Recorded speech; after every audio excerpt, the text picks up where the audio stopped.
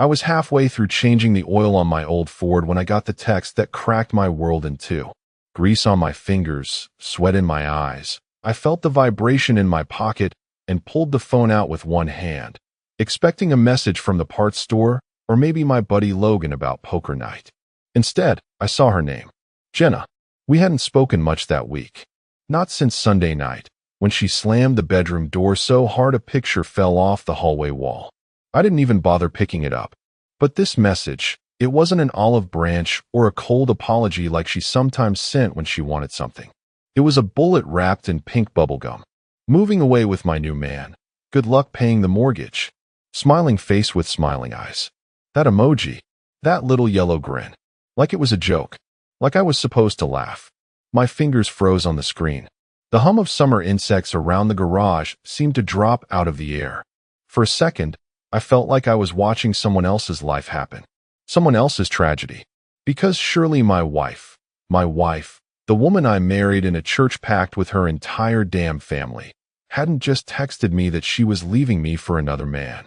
She didn't even call. Just a text. 9 years of marriage, 3 dogs, 2 miscarriages, and a shared mortgage, and she ended it all with a F*** ***** ing emoji. I didn't reply. Not at first. I just stood there, leaning against the edge of the car, the oil filter still half unscrewed in my hand, watching a droplet of black oil drip onto the garage floor. That oil had more warmth than what I felt in my chest. And then I started smiling. Because I wasn't surprised. Not really. See, for months now, maybe even longer, there'd been little signs. Barely noticeable things. Lipstick stains on the inside of her shirt collar. Showers taken at midnight when she thought I was asleep. That new gym membership she didn't want me to join with her.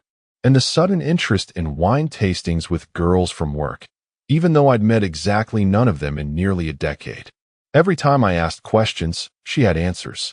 Fast, polished, sharp. Answers that sounded so practiced it gave me chills. At first, I believed her. Then I started pretending I did. That was about 3 months ago. And during those 3 months, I'd been watching. I never told her I installed a tiny camera behind the framed photo in our kitchen, the one of us on our honeymoon in Key West. She never noticed it was angled a little too high. I never mentioned I kept the login to our joint accounts under a different email she didn't know existed, or that I'd redirected all paper statements to my office. It's funny how quickly a marriage stops being a partnership and turns into a quiet war. Jenna thought she was a general commanding from the shadows. What she didn't know was, I had the full battle map. She must have sent that message as she was packing, maybe already on the road, maybe sitting next to him. Some smug guy with a beard and a white smile, probably driving her towards some fantasy life where bills didn't matter and consequences didn't exist. She didn't know that earlier that week I'd pulled the trigger on a full asset shift. The deed to the house, legally transferred to my name alone after her signature from a past refinancing that she didn't remember, gave me the right. The savings account? Liquidated. The emergency funds? Moved into a high-security fund under my mom's maiden name as trustee. The credit cards, every single one she used, maxed out and canceled, replaced by fresh ones only I had access to. I looked at that message again. Read it 3 times. Let the words settle. Moving away with my new man. Good luck paying the mortgage. And then I did the most honest thing I could have done in that moment. I wiped my hand on a rag, opened the garage fridge, cracked open a beer, and replied, "Thanks for the heads up." It wasn't sarcasm. It wasn't a bluff. It was a thank you for finally showing me her true face without the mask, for confirming everything I'd been suspecting but hating myself for suspecting, for giving me the green light to do what I needed to do. Because at that moment, standing in that sweltering garage, sipping a cold beer while the love of my life ran off with some mystery man, I didn't feel broken. I felt ready. The game wasn't over. No, it was just starting. And Jenna was about to realize she hadn't left a man behind. She'd created one. I didn't go after her. I didn't call. I didn't cry. I didn't even flinch when I walked back inside the house and saw the coat rack by the door was missing her red jacket, the one she always wore to girls' night, and that I once thought made her look like something out of a movie. I just stood there, listening to the silence, letting it crawl up my spine like a cold hand from the grave. The dogs didn't bark. They didn't even seem to notice she was gone. Our black lab, Ranger, lay stretched across the living room rug like nothing had changed. Maybe because nothing had. She'd been gone long before she packed a bag. I walked through each room slowly. The house had this stillness. Not peaceful, not quiet, vacant. She'd taken a few clothes, that was obvious. Her makeup was still scattered across the bathroom counter like she never planned to be gone more than a weekend. She'd left her curling iron plugged in. Her perfume bottle tipped over. One of her heels was lying by itself near the closet, like it got kicked in a rush. Like she didn't care what she left behind. And maybe she didn't. But I did. I opened the closet and took down the shoebox I kept on the top shelf. Inside were all the things I hoped I'd never need. Printed statements, old texts, a copy of our prenup, and a flash drive labeled "in case." It wasn't just paranoia. It was insurance. The prenup was her idea back then. She had some family money coming. Just in case, she said, laughing. It's just smart, Trav. We'll never need it. Funny how that turned out. She never got a dime from her parents. But that document? Ironclad.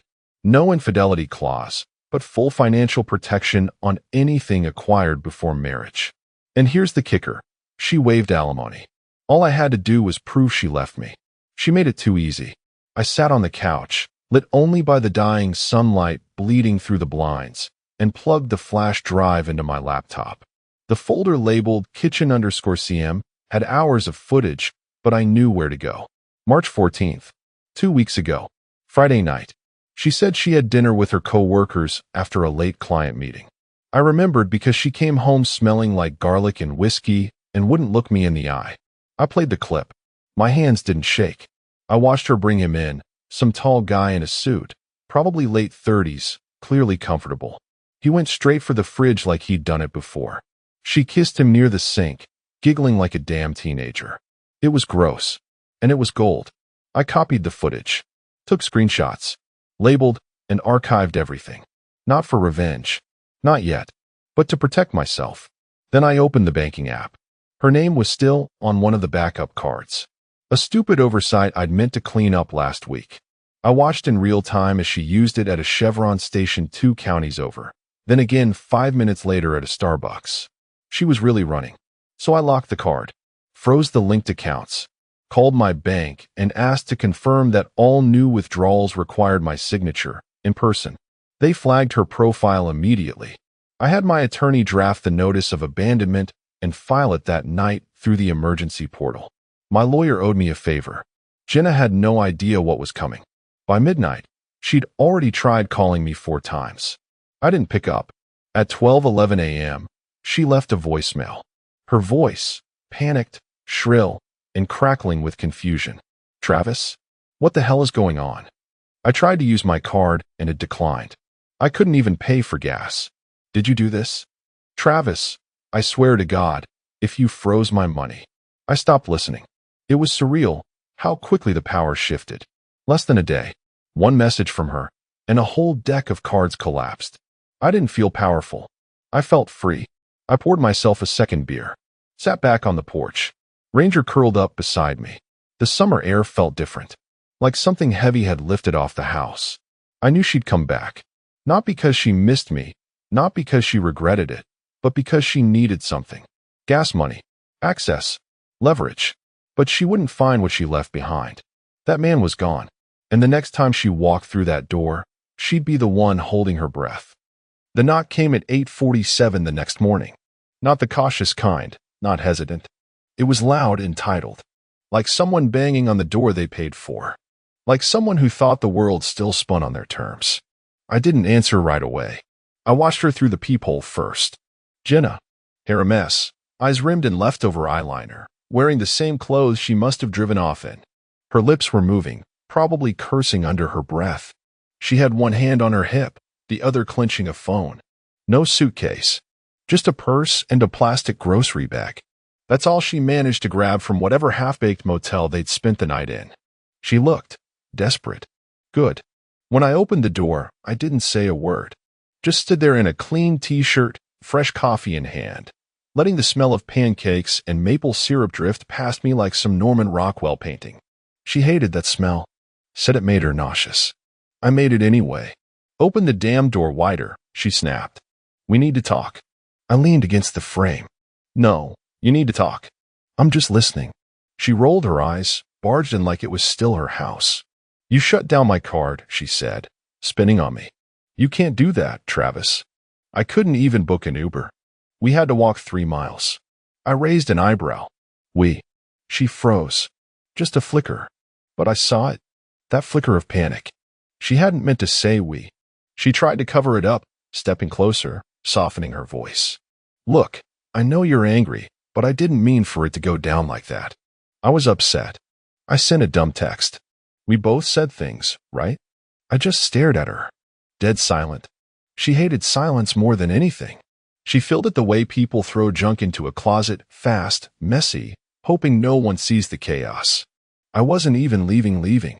It was just a few days to think. He just offered me a ride and I needed space. She was unraveling. Fast. What's his name? I asked calmly. She blinked. What? The guy. Your new man. What's his name? She opened her mouth. Closed it. Took a step back. It doesn't matter. Oh, but it does. If you're leaving your marriage for him, walking out on your house, your dogs, your whole damn life, I think his name matters. Travis. No, Jenna. You don't get to script this anymore. She flinched. The air between us crackled. She glanced at her phone, thumb hovering over the screen like she was texting someone in secret. Probably him. You've been spying on me, haven't you? She said suddenly. That's how you did it. You knew. You knew everything. I sipped my coffee. Didn't deny it. Didn't confirm it. Her face twisted, disgusted not at her betrayal but at my awareness of it. She couldn't handle not being in control. She could cheat, lie, steal.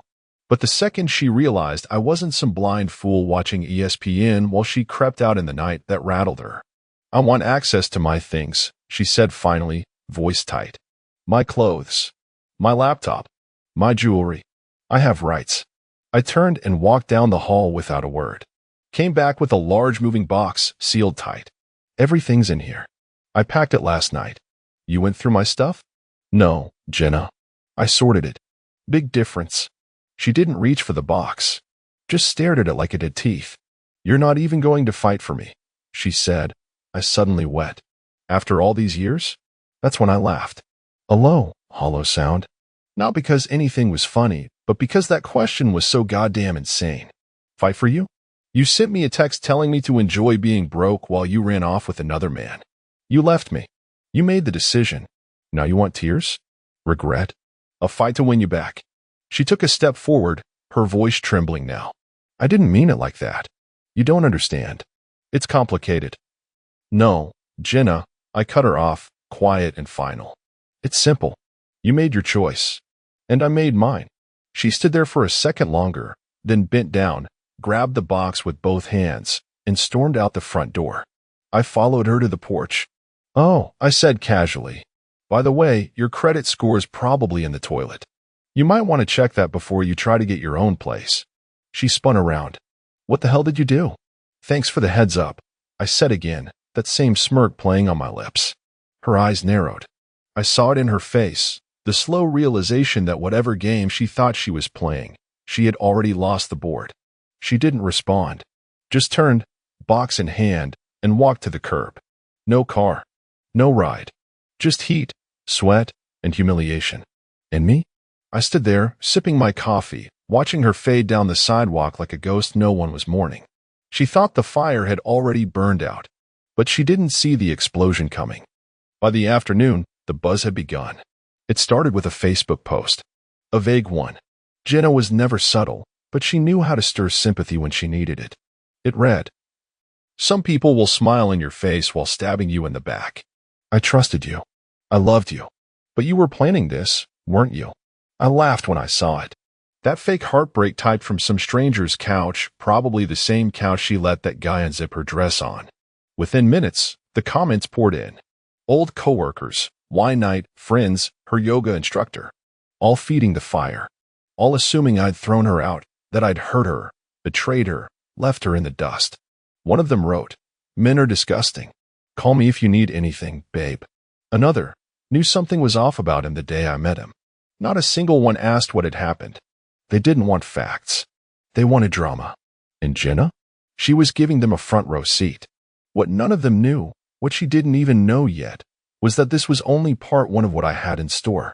Because for months, while she was out pretending to do Pilates and coming home smelling like aftershave and motel soap, I'd been putting pieces together. Quietly, patiently, like a puzzle no one else could see. It started with her laptop. 3 weeks ago, I noticed she left it on the dining table, lid cracked open. She was in the shower. Normally, I wouldn't care, but something pulled me toward it. A gut feeling. You don't stay married for nearly a decade without learning to listen when your instincts whisper look closer. Her email was open. Not the one we used for bills or Amazon orders. A secret one. New. And there it was, an entire thread of messages with a man named Cade. I remember the name like it was carved into stone. Dozens of emails. Flirty at first. Then graphic. Then personal. And then one, 2 weeks back, that made me stop cold. I hate this house. I hate him. When you pick me up, don't knock. Just text. I'll be waiting. I took screenshots. All of them. Saved copies to my encrypted drive. Didn't confront her. Didn't shout. Just watched. I wanted to see how far she'd fall if she thought I wasn't watching. By then, she'd already stopped sleeping in our bed every night. Some excuse about being too hot or needing space. She'd crash on the couch, phone face down, screen dimmed. But I already had the passwords. I'd watched her type them in more times than she realized. She was reckless, confident. She thought I was the fool she molded over years, kind, routine, harmless. She forgot I used to be sharp. Before her. Before marriage dulled my edges. Before the everyday grind made me a shadow of the guy I used to be. But now? Now I was sharpening the knife again. And that morning, right after she left with the box and that ridiculous sense of entitlement, I made my first move. I called Kevin. Kevin's a private investigator. Not some trench coat cliché. He's ex-military, quiet, methodical, and, most importantly, cheap, because I helped him out of a real jam a few years back. He owed me. I told him everything in 5 minutes. Sent him the screenshots. The security cam footage. Her email headers. Her new number I traced through her secondary SIM card she thought I didn't know about. I want to know where they go. Where they sleep. How they spend, I said. Kevin didn't even blink. Give me 2 days. I hung up and checked the Ring camera logs. At 3:41 a.m., hours after she'd stormed off, she came back. Alone. Hair tied up, hoodie pulled low, like a teenager sneaking in through a window. She crept into the backyard. Tried the basement door. I watched in real time, rewinding the clip like a movie I already knew the ending to. She broke in. Well, not exactly broke in. She knew where I kept the spare key. Under the third flower pot by the deck. I never moved it. She knew I wouldn't. I watched her come inside, barefoot, phone light in hand. Walked straight to the bedroom. Straight to the safe under the bed. She tried the code. Twice. Failed. I changed it 2 days earlier. She stood up, cursed loud enough that Ranger barked from the hallway, then stormed out. Nothing taken. Just rage. She didn't even realize the Ring Kim had picked up every second. Face, audio, the works. I saved the clip too. Titled it, Burglary Attempt, Owner Identified. You'd think that would be the end of it. That any rational person would cut their losses and disappear. But Jenna? Jenna's pride was a cancer. She couldn't handle being ignored. She couldn't handle losing. By noon, she called my mother. My mother. Told her I was unwell. Said I'd gone off the rails, was locking her out of the house, refusing to speak. Painted me like a violent, paranoid wreck. Mom called me trembling. I calmed her down. Told her everything. Then I sent her the same clips. She went silent. Then she said, "Don't give her another inch.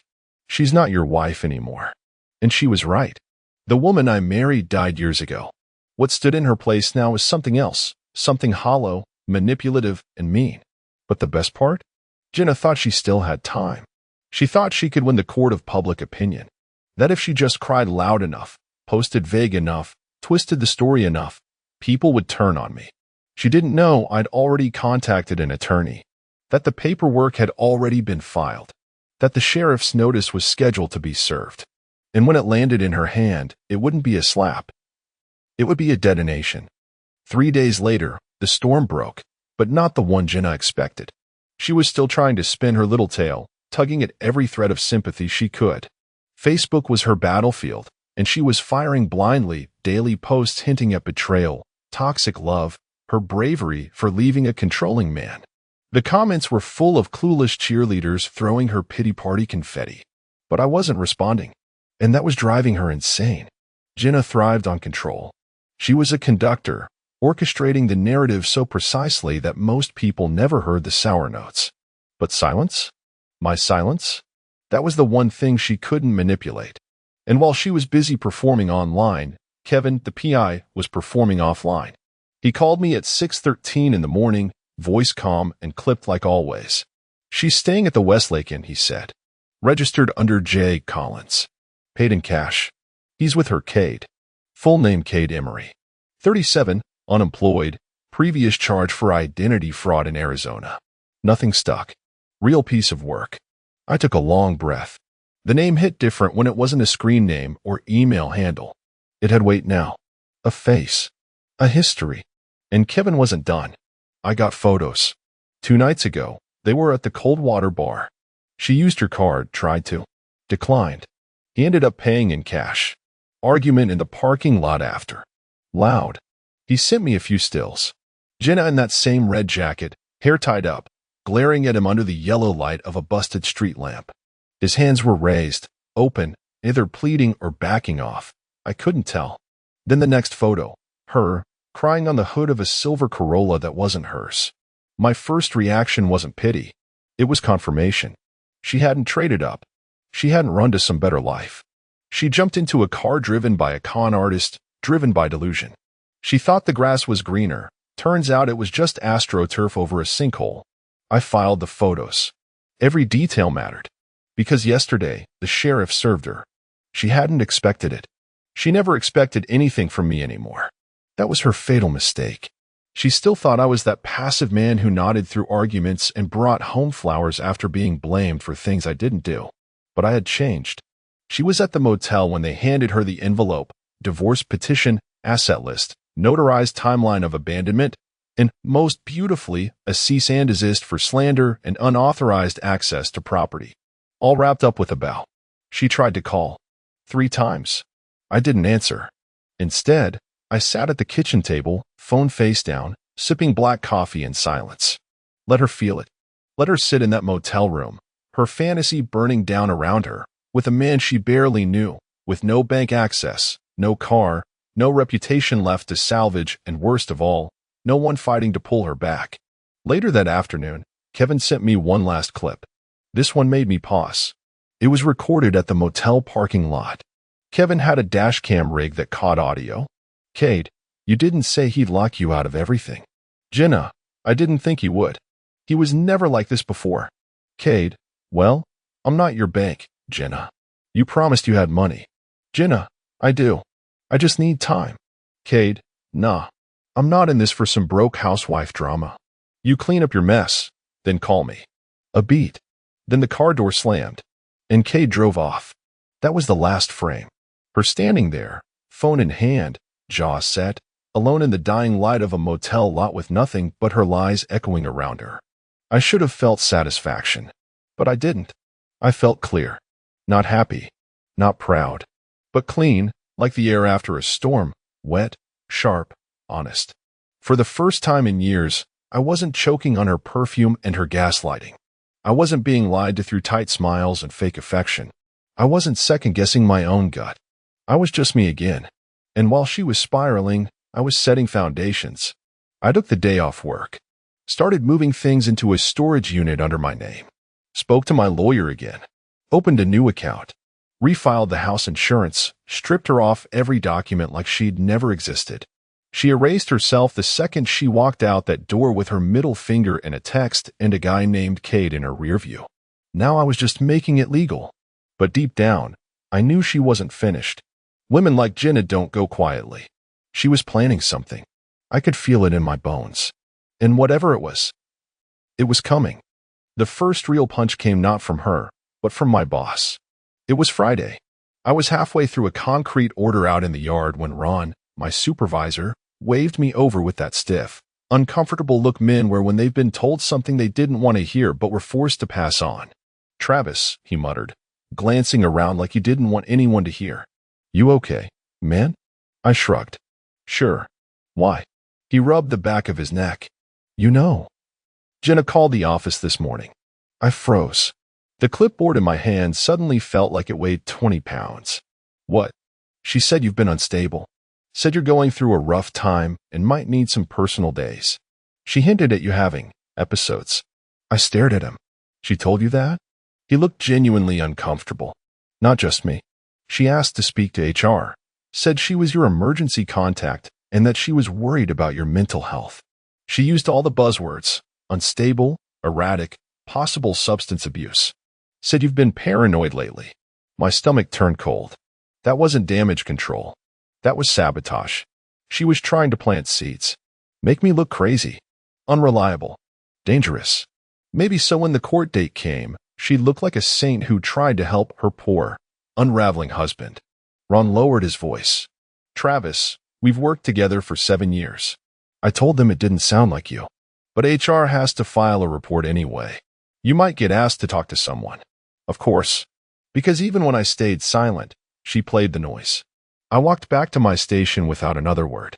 My pulse was ticking in my ears. My hands clenched so tight I left nail marks in my palm. It all made sense now why she'd gone quiet after Kate left her at the motel. Why she hadn't posted anything online for a full day. She'd started moving underground. She knew the sheriff's notice had damaged her image. That she couldn't beat me with public sob stories anymore. So she started playing dirty. Later that night, I checked the home smart alarm history. Jenna had tried logging into the system. Twice. From a motel IP address outside town. Both attempts were blocked. Then I checked the Nest app. That's when I saw it. At 3:09 a.m., a motion alert from the side alley. The camera caught a shadow moving past the gate. Slim figure. Hoodie up. Flashlight beam for 2 seconds before it disappeared. I zoomed in. The gate hadn't been breached, but the lock had been scratched. She'd come back. Not to talk. Not to reconcile. To get in. I forwarded the clip to Kevin. Within 10 minutes, he replied with a still frame overlay timestamped, face half visible. Definitely her. That same night, someone called the city's zoning office pretending to be me, trying to file a temporary change of ownership for the property. The form was flagged. Incomplete. Suspicious. She wasn't just lashing out emotionally anymore. She was trying to rewrite records. She wanted the house, or at least enough leverage to make me bleed for it. The next morning, I contacted the sheriff's office and filed an official report for unauthorized surveillance attempts and identity interference.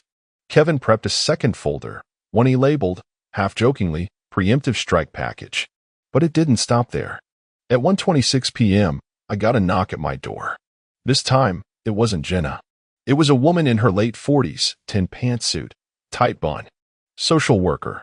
She flashed a badge and a brittle smile. "We received a call concerning potential distress at this residence. Would you mind answering a few questions?" I looked her dead in the eyes. "Let me guess, an anonymous tip?" Her smile didn't move, but her eyes flicked. "We can't confirm the identity of the caller. But it's routine. Just checking in."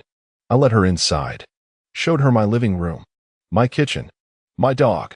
My fridge stocked with more bottled water and leftovers than most college dorms. No drugs. No evidence of mental collapse. No guns strewn across the table. No alcohol, aside from a 6-pack untouched in the garage. She took some notes. Asked a few questions about work, sleep, emotional well-being. I told her I was in the middle of a divorce and that one party was bitter. She nodded like she'd heard that story 100 times. Before she left, she hesitated at the door.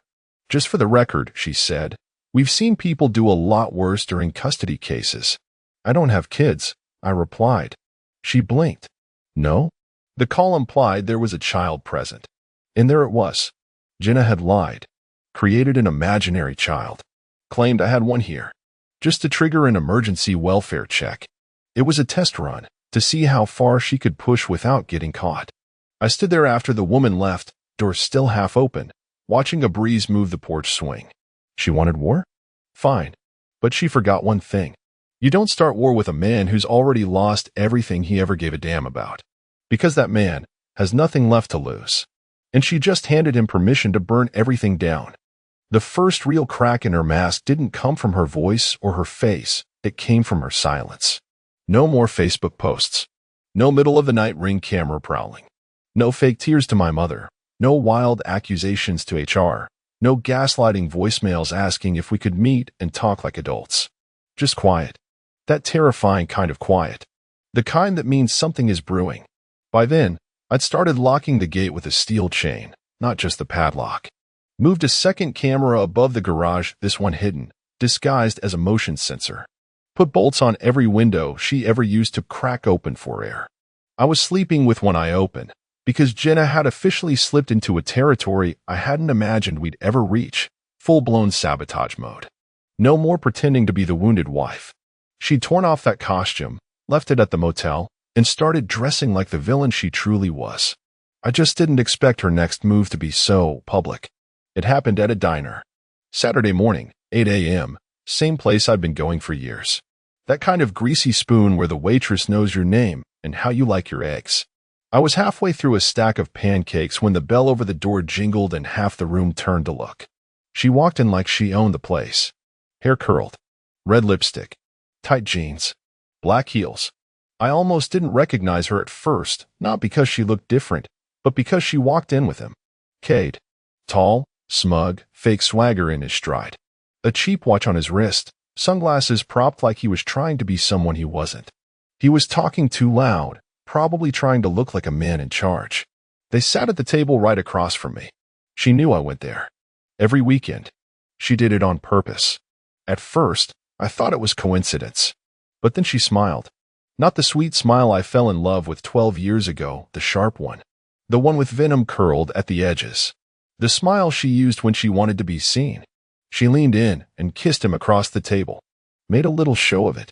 Touched his hand, laughed too hard. All of it staged. All of it for me. I didn't flinch. Didn't move.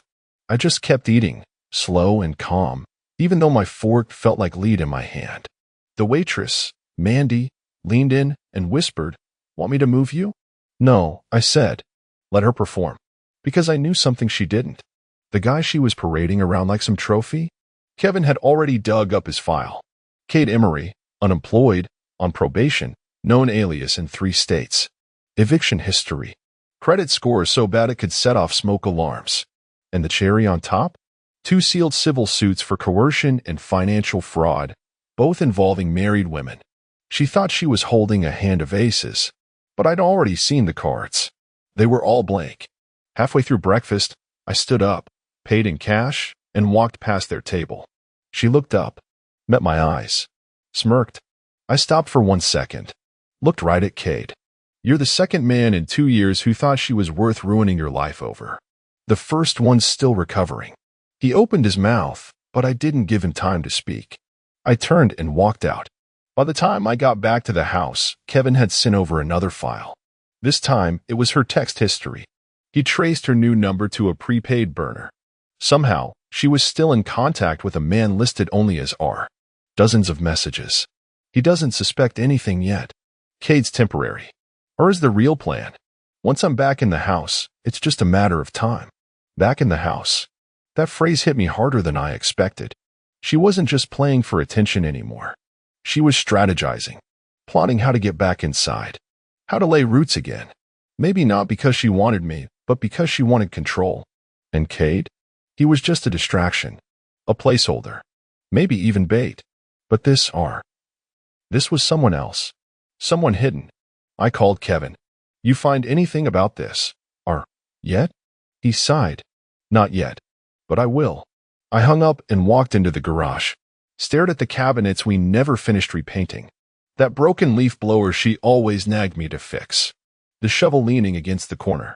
And I realized something. This house was a battlefield. Every chair, every drawer, every damn socket had memories tied to her. Tied to us. And every one of them was now a mine I had to carefully step around. That night, I didn't sleep. I stayed up, reviewing footage. Watching angles. Tracking her phone pings through the GPS, she didn't know I'd tucked inside the lining of her old gym bag, the one she apparently gifted to Kate.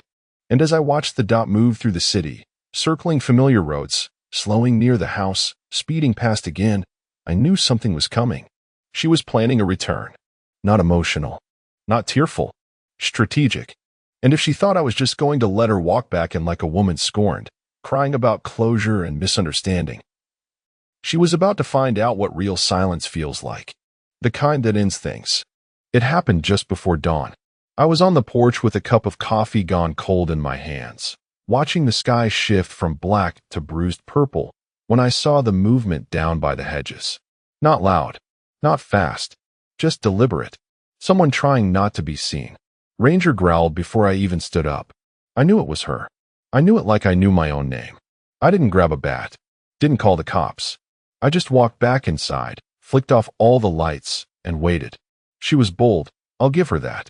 After everything, after court papers, after public humiliation, after faking wellness checks and workplace complaints, Jenna still believed she had a right to this house. She still believed she could take it back. But what she didn't know was that this house wasn't just protected by cameras anymore. It was armed with a new alarm system, silent alerts, motion sensors hidden in the eaves, two-way audio mics patched into my phone. So when she slipped the spare key into the garage side door, yes, the old spare, the one I left on purpose, I was already watching her on the app. She crept in, flashlight off, hoodie on, a backpack over her shoulder. She moved straight for the basement stairs. I could guess what was in the bag. Documents, maybe. Tools. Or worse, some kind of stunt to make me look unstable. Planted drugs? Stolen items? Evidence she could find later and show to the court? She wasn't just reckless now. She was desperate. And people do stupid, dangerous things when they're desperate. But she picked the wrong man to play hero against. I let her go halfway down the stairs before I hit the lights. They blazed on. Every bulb in the house, all at once, flooded her in white.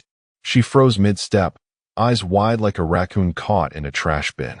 And then I stepped out from the hallway. Calm, barefoot, holding my phone. You lost? I asked, voice dead quiet.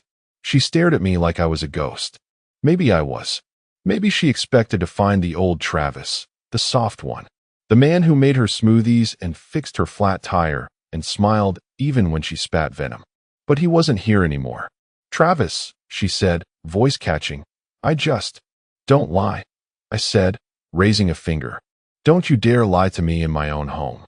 She blinked hard, hands twitching at her sides. I forgot something, that's all. Something in the crawl space. Sure you did. I just wanted to grab it before things got worse. Worse for who? Her mouth opened, but nothing came out. She wasn't used to this version of me. She didn't know how to manipulate it. I wasn't angry, wasn't yelling, wasn't pacing or threatening. I was just present, watching. That scared her more than anything. I lifted my phone and tapped a button. From the speaker above her head came a loud chime. Kevin's voice, crystal clear, pre-recorded.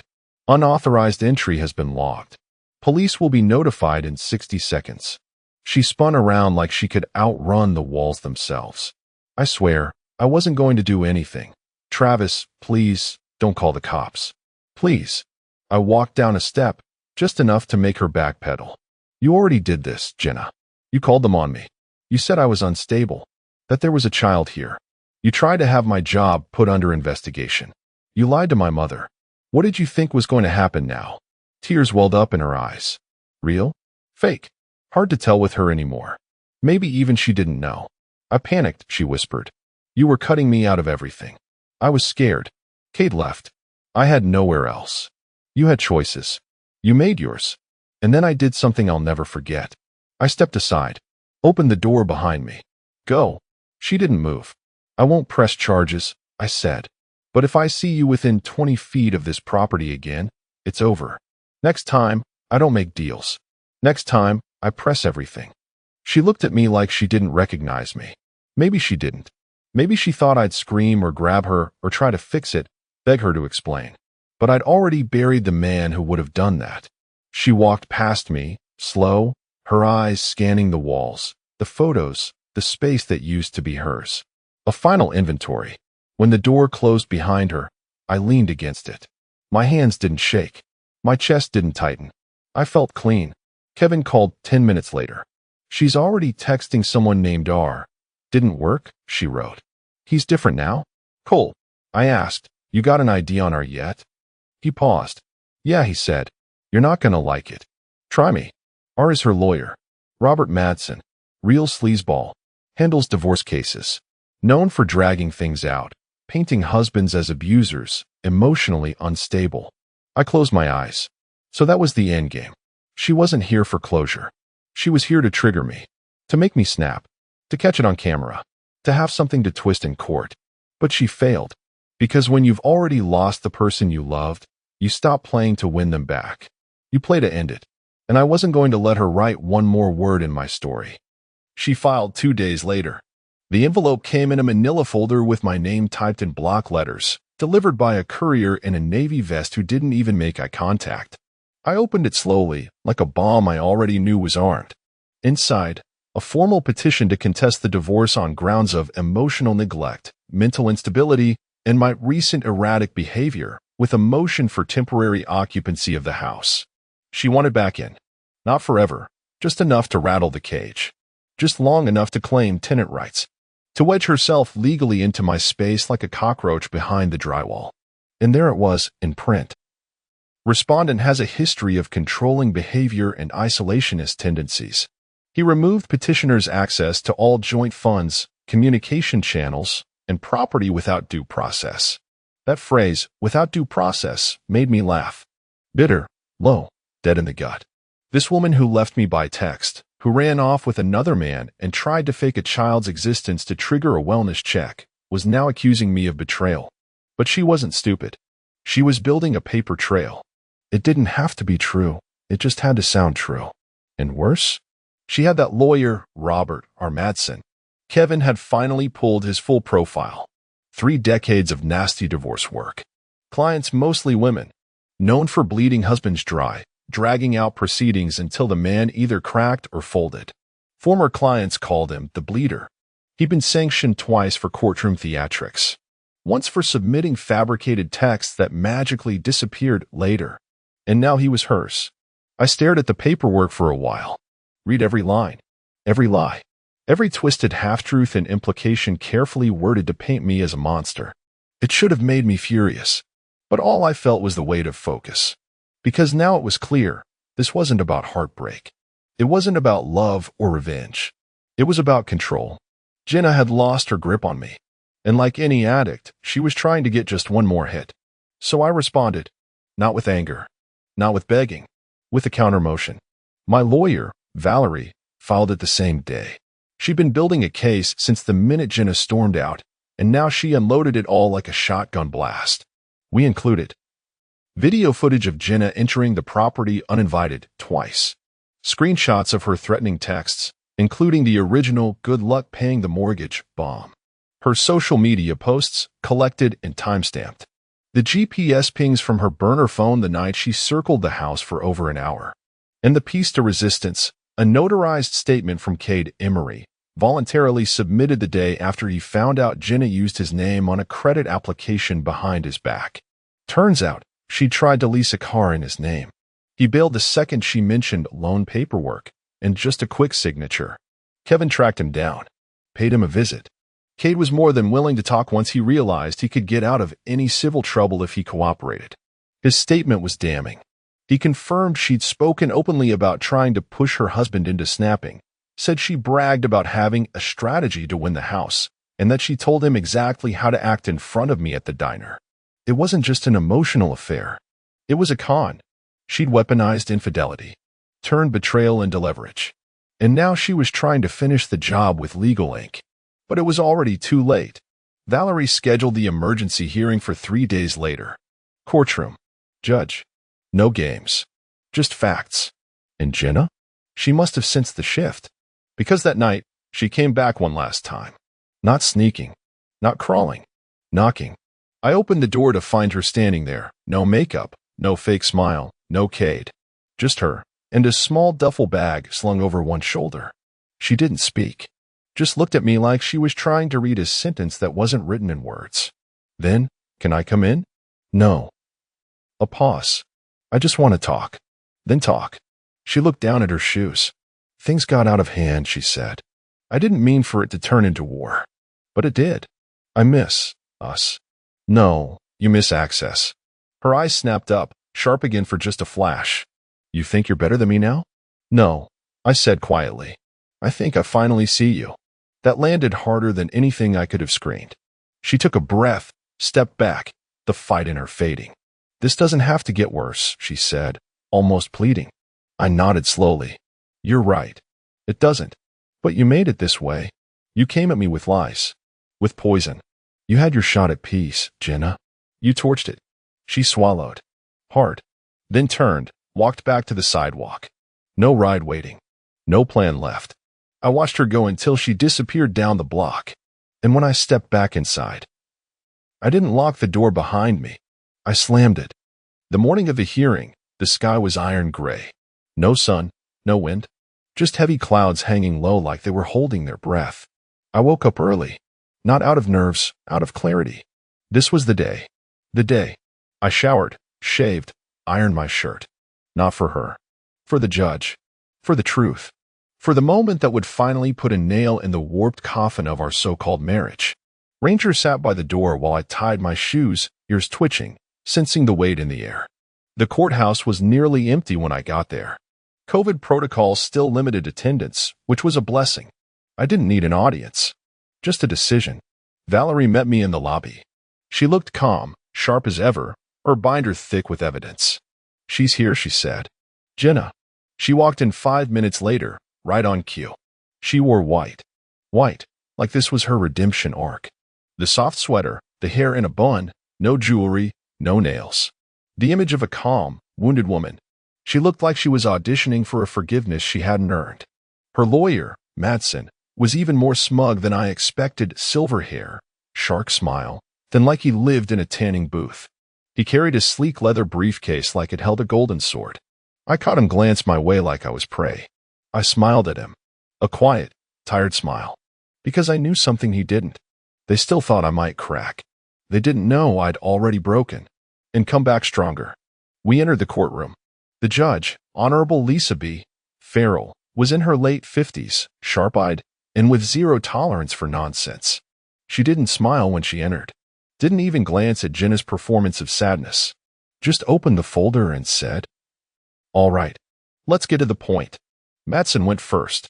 He opened strong, painting Jenna as confused, displaced, emotionally neglected. Claimed I cut her off financially, used advanced surveillance technology to invade her privacy. That I humiliated her by weaponizing old mistakes, and that she only returned to the property because she was scared and had nowhere else to go. She was locked out of her own home, he said dramatically. Deprived of her stability, her dignity. Judge Farrell cut him off. Was she on the title deed, sir? Madsen paused. No, Your Honor. But she. Then legally, she has no claim to occupancy at this stage. He opened his mouth to respond, but she waved him down. Noted. Continue. He shuffled papers. Tried again. We are requesting temporary reinstatement to the property for the duration of the divorce proceedings. That's when Valerie stood up. She didn't raise her voice. Didn't pace. Just opened the binder and placed a stack of documents neatly on the desk. This is a full timeline of events. Included are the following. Video footage of 2 separate illegal entries into the property, one of which was at 3 in the morning. A statement from a private investigator confirming intent to provoke my client emotionally. Text messages between Ms. Collins and a third party, one of which states, quote, Once I'm back in the house, it's just a matter of time. She let that hang in the air for a moment. Then she added the gem. We also have a signed affidavit from Mr. Cade Emery, confirming that Ms. Collins used his identity to attempt to access new credit, and that she admitted to fabricating a welfare concern call to authorities about a non-existent child to damage my client's reputation. You could feel the ear shift. Judge Farrell raised an eyebrow. Is this affidavit notarized? It is, Valerie said, sliding it across. Jenna shifted in her seat. For the first time, the performance cracked. She glanced at Madsen, who leaned in to whisper furiously, flipping pages like he was chasing something that wasn't there. Then came the coup de grace. Valerie handed over a slim USB drive. Your Honor, this contains the Nest Cam footage of the defendant attempting to access the basement with a backpack after weeks of no contact, despite a cease and desist. It also includes the audio alert triggered when the system was activated and the verbal warning issued by my client's security system. Was law enforcement notified? They were informed and stood by, though my client chose not to press charges at the time. Farrell plugged in the USB and watched 30 seconds of the clip. Jenna lit up the screen in full color, hoodie up, eyes darting in the dark, fumbling with the safe door. Madsen tried to object. Your Honor, this seems excessive. Farrell raised her hand. No. What's excessive is someone trying to re-enter a property that does not legally belong to them during a divorce they initiated, while also falsifying a welfare concern to social services. That is excessive. The silence that followed was nuclear. When the hearing ended, the decision came swiftly and brutally. Motion denied. Restraining order pending. All communication to go through legal counsel. Jenna had 48 hours to submit an itemized list of possessions she wished to retrieve under third-party supervision. It was over. Not the divorce. That part would take time. But her power? Her narrative? Dead. She didn't look at me as we left the courtroom. She stared at the floor like it might open up and swallow her. Outside, Valerie shook my hand. You did good, she said. But I didn't feel good. I felt empty. Not in a broken way. In a clean way. Like the last poison had finally drained. I went home. Let Ranger out into the backyard. And for the first time in months, I let myself breathe. It didn't end with the judge's gavel. People think that when you win a hearing, the villain slinks off into the shadows and the credits roll. But with Jenna, there were no clean exits. Just smoke, mirrors, and one last poison dart waiting in the dark. 40 hours after the court ruling, I got a call from Kevin. I was halfway through fixing the fence gate, still in my work jeans, sun stinging my neck, when my phone buzzed in my pocket. You're going to want to sit down, Kevin said. I didn't. What is it? She's in contact with Robert again, her lawyer. But that's not the problem.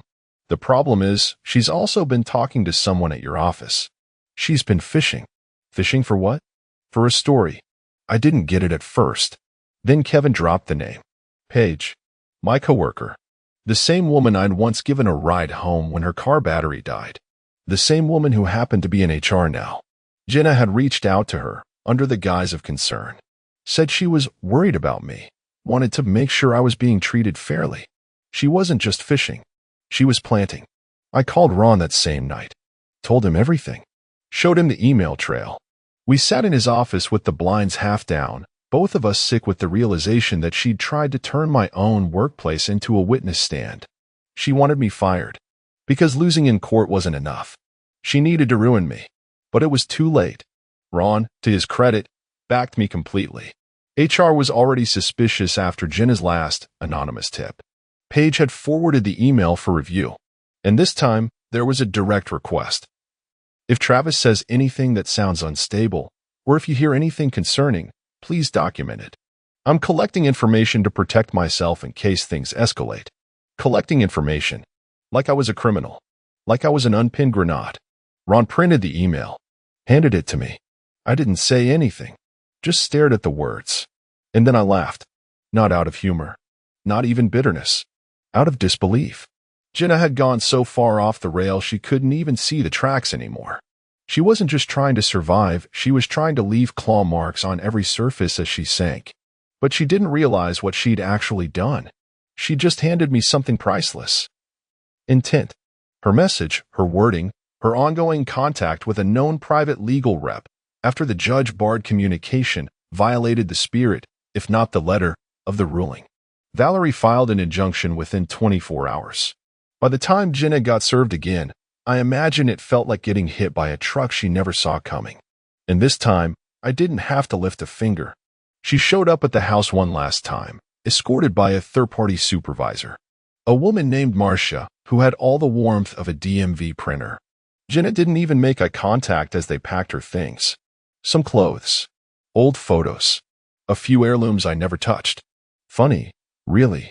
After all her screaming about the house, about what was hers, she took only 2 boxes. Marcia handed me the inventory sheet. Jenna signed it with a stiff hand. I held the door open. As she stepped through it, this woman I once called my wife, the woman who used to sleep on my chest and trace the freckles on my arm like constellations, she paused. Was any of it real? She asked. Her voice wasn't cruel this time, just quiet. I didn't answer right away. Because yes, it was real. Once. But love dies when respect is murdered. And she'd stabbed it over and smiled while she twisted the knife. So I said, it was. Until it wasn't. She flinched like that hurt worse than a slap. And then she left. No drama. No final scream. Just the soft click of a door closing. Ranger lay down in the hallway, watching me. He didn't bark. He just blinked slowly, like he understood. I walked to the kitchen, poured myself a glass of water, and stared at the silent house. No traps. No lies echoing off the walls. No fake apologies or broken promises pressed into the furniture like grease stains. Just quiet. The real kind. I opened my laptop, opened the folder labeled Final, and renamed it. Jenna, closed. But there was still one more thing to do. And she had no idea it was coming. It arrived 2 weeks later, wrapped in a clean white envelope with her name in raised print across the front, formal, sharp, impossible to ignore. Inside was no threat, no plea, no insult, just truth. A single notarized statement, a check, and a final letter from my attorney, signed and sealed. As per the agreed settlement, this resolves all claims, past and future. Ms. Collins waives any further pursuit of property, spousal support, or appeal. Full release effective immediately. Funds included are for therapy reimbursement, as requested. Yes, she tried to request reimbursement for therapy. For the emotional damage of being caught. She didn't get a cent. But I included something else in that envelope. Something she wouldn't expect. The check was for $1. Just one. Not to mock her, but to define her. That's what it all amounted to. Her lies. Her betrayal. The sabotage. The attempts to frame me, ruin me, sneak back and under new terms. The months of gaslighting and deception. The planted stories. The midnight break-ins. The fake concern to my job. The fabricated child. It was worth $1. And that dollar was certified. Traceable. Frameable. The final proof that she had no power left over me. And attached to it, a note in my handwriting. For services rendered. You taught me what to never accept again. No signature. Because she didn't need to hear from Travis, the man she married. She needed to hear from Travis, the man she created. That same day, I took a walk through the neighborhood. The leaves were turning. Gold and red and burnt orange. Everything shedding. Everything dying, so it could come back stronger. I passed the diner. Mandy waved from the window. I passed the hardware store where Ron had helped me pick out a new drill 2 months ago, right before things got bad. I passed the old church where we'd gotten married. The doors were locked now, boarded for renovations. The paint peeled on the shutters. I stared at it for a minute. Felt nothing. Back home, I opened the final file from Kevin. He'd found R. Robert Matson, her attorney, had been under quiet investigation by the state bar for ethical violations. Nothing criminal, yet. But messy. Sloppy. And more importantly, he had one recorded conversation where Jenna spoke about needing to make Travis lose his temper just once. Just enough. Kevin had it on audio. We didn't need it in court. I'd already won. But I kept it. Labeled the file, insurance. Just in case. That night, I lit a fire in the backyard. One of those metal fire pits she always complained about, said the smoke got in her hair. I tossed in the last few things I'd saved from the wreckage. The wedding invite she'd designed. A printed photo of our trip to the coast, where she'd already been texting someone else behind my back. A copy of her first fake welfare tip-off. And the red hoodie she wore the night she broke in. It all went up in orange and blue, and then nothing.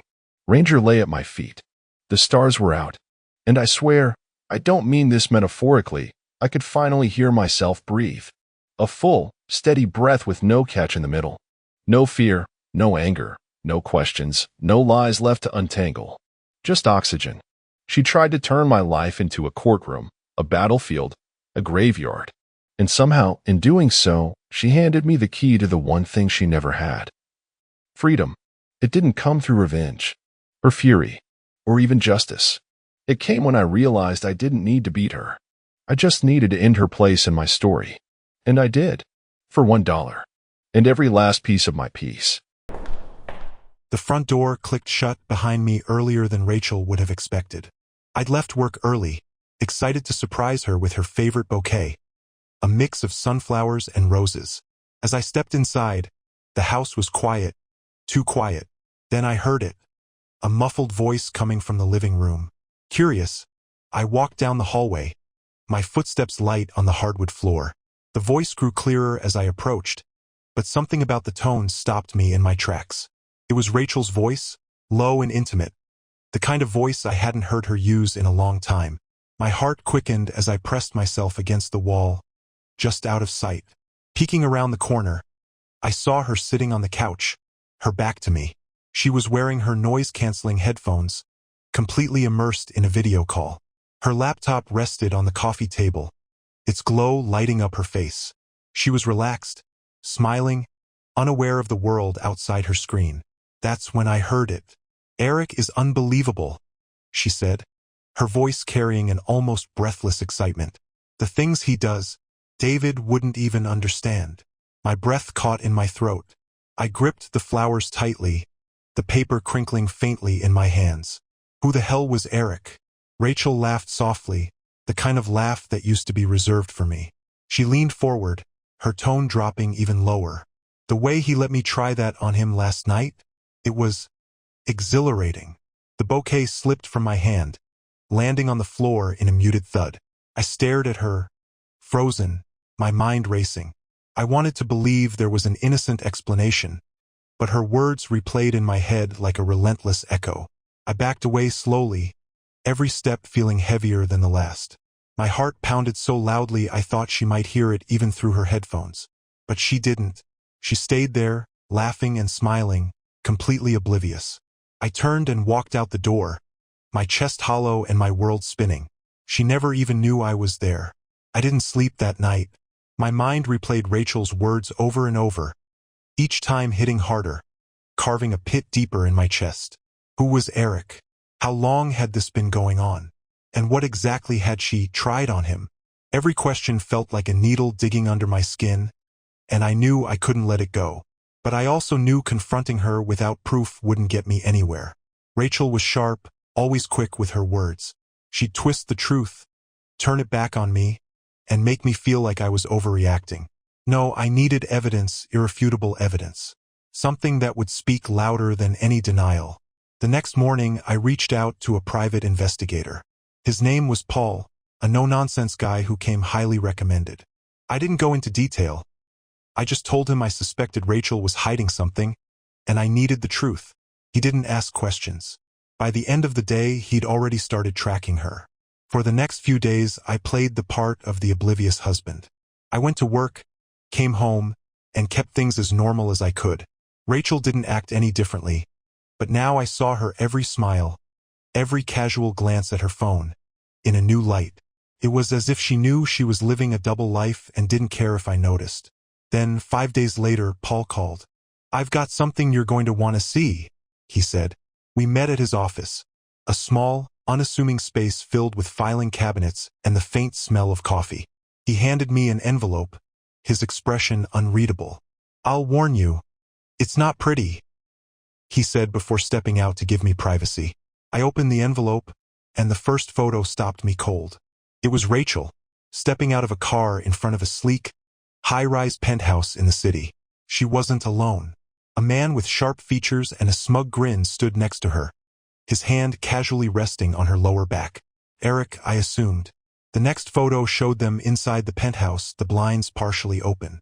Rachel was laughing, her head thrown back, holding a glass of wine. Beside her, another man, someone I didn't recognize, was pouring drinks. And then there was the image that made me physically recoil. Rachel, laughing as she stood between the two men, wearing a strap-on harness. Her expression was carefree, like this was just another casual evening, nothing out of the ordinary. My hands trembled as I flipped through the rest of the photos. More drinks, more laughter. The three of them moving closer, the mood undeniably intimate. The pit in my stomach grew heavier with each image, the reality of her betrayal staring back at me in stark, undeniable clarity. By the time I closed the envelope, my anger had solidified into something colder. This wasn't just infidelity. It was a complete disregard for everything we had built together. I thanked Paul and left, my mind already racing with what I needed to do next. If Rachel thought she could play me for a fool, she was about to find out just how wrong she was. The photos haunted me, but they also fueled something sharper: purpose. I wasn't just dealing with a cheating spouse. Rachel's betrayal ran deeper than I had dared to imagine. That night, I sat in the quiet of my home office, replaying every moment of our past where something hadn't added up, and one memory stood out like a beacon in the dark. It was a little over a year ago when Rachel had come to me, her eyes wide with tears and her voice trembling. She told me she wanted to go back to school to finish her medical degree. "It's for us, David," she had said, gripping my hand so tightly it hurt. "I want to build something better for our future. But the tuition, it's too much. I can't do it without your help." I believed her. Of course I had. I'd worked overtime, cut back on expenses, and poured tens of thousands of dollars into funding her education. It hadn't been easy, but I thought it was worth it. Now, though, the memory made my stomach churn. What if the money wasn't going where I thought it was? I opened my laptop, logging into the joint account we'd used to cover her tuition. As I scrolled through the transactions, my suspicion turned to dread. The payments to the university were there, but not in the amounts I remembered. Instead, large sums had been funneled into what looked like personal accounts. One account, labeled ER Holdings, caught my eye. My jaw tightened. Eric. My hands trembled as I clicked on the transaction history. Thousands of dollars had been siphoned off, used for luxury hotels, high-end restaurants, and even private jet rentals. It didn't stop there. Another payment led to a travel agency specializing in exclusive adult experiences. My heart pounded as I stared at the receipt for a private retreat in the Maldives. The cost? $15,000. Then came the subscriptions. There were payments to a high-end lingerie brand, a secretive online platform I didn't recognize, and something labeled Elite Dynamics. A quick search revealed it was a private service catering to unconventional lifestyles. Essentially, an invitation-only club for the rich and adventurous. The room spun as the full scope of her deception hit me. Rachel hadn't just been lying to me about her affair. She'd been bleeding me dry, using our hard-earned money to fund her double life. This wasn't about medical school. This wasn't about building a future. It was about indulgence, greed, and a complete lack of respect for me or our marriage. I closed the laptop and leaned back in my chair, my mind racing. The betrayal wasn't just personal anymore. It was financial, calculated, and deliberate. Rachel had built an entire world behind my back, using me as her foundation. If she thought she could continue this charade, she was wrong. Very wrong. I wasn't just going to expose her. I was going to dismantle everything she thought she had gotten away with. Rachel had insisted we attend the gala together. It was one of those high society events she adored. Cocktail dresses, champagne flutes, and shallow conversations under dim chandeliers. I didn't want to go. After everything I'd uncovered, standing next to her in a room full of strangers felt unbearable. But I wasn't ready to tip my hand, so I played the role of the dutiful husband one last time. She was radiant that night, dressed in a sleek black gown that hugged her figure. Her charm was on full display, flitting from one group to the next with her signature laugh and easy grace. I stayed close but quiet, nursing a drink and watching her from the corner of my eye. She was good at this, too good. At one point, I stepped away to grab another drink. I was by the bar, idly stirring the ice in my glass, when a burst of laughter from behind me caught my attention. "You know Rachel?" a man's voice said, rich and confident, the kind of tone that made people lean in. "She's a wild card. Her husband has no idea she's the life of Eric's penthouse parties." I froze, the glass halfway to my lips. My heart pounded as I turned slightly, positioning myself within earshot but out of sight. "Yeah," his companion replied, chuckling. "What's she into?" The first man laughed. "Everything. And I mean everything. That last party? Unforgettable. She really knows how to leave an impression." They both laughed, a low, knowing sound that made my skin crawl. I gripped the edge of the bar, the blood roaring in my ears. Every instinct screamed at me to turn around, to demand answers, but I forced myself to stay still. If they saw me, the moment would vanish, and I needed to hear more. "She's bold. I'll give her that," the man continued. "Eric's got her wrapped around his finger, though. You should see the way she looks at him. Poor guy she's married to must be clueless." Another laugh, another punch to my gut. I turned away, my breathing shallow, my hand tightening around the glass until it threatened to shatter. They didn't say her name again, but they didn't have to. I already knew. When I returned to Rachel's side, she was chatting animatedly with a group of women, her laughter ringing out like nothing in the world was wrong. She looked over at me, her smile bright and fake, and looped her arm through mine. "Having fun?" she asked sweetly, her eyes gleaming. I forced a smile, the anger simmering just beneath the surface. "Oh, I'm having a fantastic time," I replied. She had no idea what I just heard, and that gave me an odd sense of satisfaction. The pieces were falling into place, and soon her carefully crafted world would come crashing down. Paul called me early in the morning, his tone brisk and serious. "I've got something you need to see," he said. "It's worse than we thought." We met later that day at his office. This time, there was no envelope of photos, no measured explanation. Instead, he slid a USB drive across the desk. His face was grave. "I won't sugarcoat it," he said. "This footage, it's explicit, but it's everything you need to know." I nodded, my jaw tight, and took the drive without a word. On the way home, my hands gripped the steering wheel so hard my knuckles turned white. My heart was pounding, a mix of dread and rage boiling under my skin. Whatever was on that drive, I had to see it no matter how much it hurt. At home, I closed the door to my office, locked it, and inserted the USB into my laptop. The video file loaded quickly, the screen filling with a dimly lit but lavish room. The penthouse. Rachel was there, unmistakable in a sleek red dress that clung to her like a second skin. She was standing by the bar, holding a bottle of champagne, her face flushed with laughter. Eric was there too, lounging on the couch with a glass in hand, his shirt unbuttoned just enough to reveal a smug, relaxed confidence. But it was the third man that caught my attention. He was behind the camera, filming the entire scene, his voice occasionally audible as he joked and directed them. Rachel popped the champagne, the cork flying across the room as she laughed. She poured glasses for all three of them, but it wasn't just a friendly toast. The way she moved, the way she leaned into Eric, her body language told a story I didn't want to hear. Then came the part that made my stomach turn. Rachel walked over to Eric and handed him his glass, smiling as she said something inaudible. He set the glass aside and sank to his knees in front of her, grinning up at her like she was the queen of the world. And Rachel? She laughed, tipping her head back as if she were in the middle of some grand joke. Her hand brushed through his hair, casual and possessive. The third man shifted the camera, capturing her from another angle as she turned to him, lifting her glass in a mock toast. The atmosphere was heavy with intimacy, tension, and something darker, a blatant disregard for anything outside that room. I couldn't watch anymore. I slammed the laptop shut, my chest heaving as I leaned back in my chair. The humiliation burned deep, sharper than any pain I'd ever felt. It wasn't just the betrayal, it was the complete lack of shame, the sheer audacity. She hadn't just cheated on me. She'd laughed about it, reveled in it, paraded her infidelity like it was a badge of honor.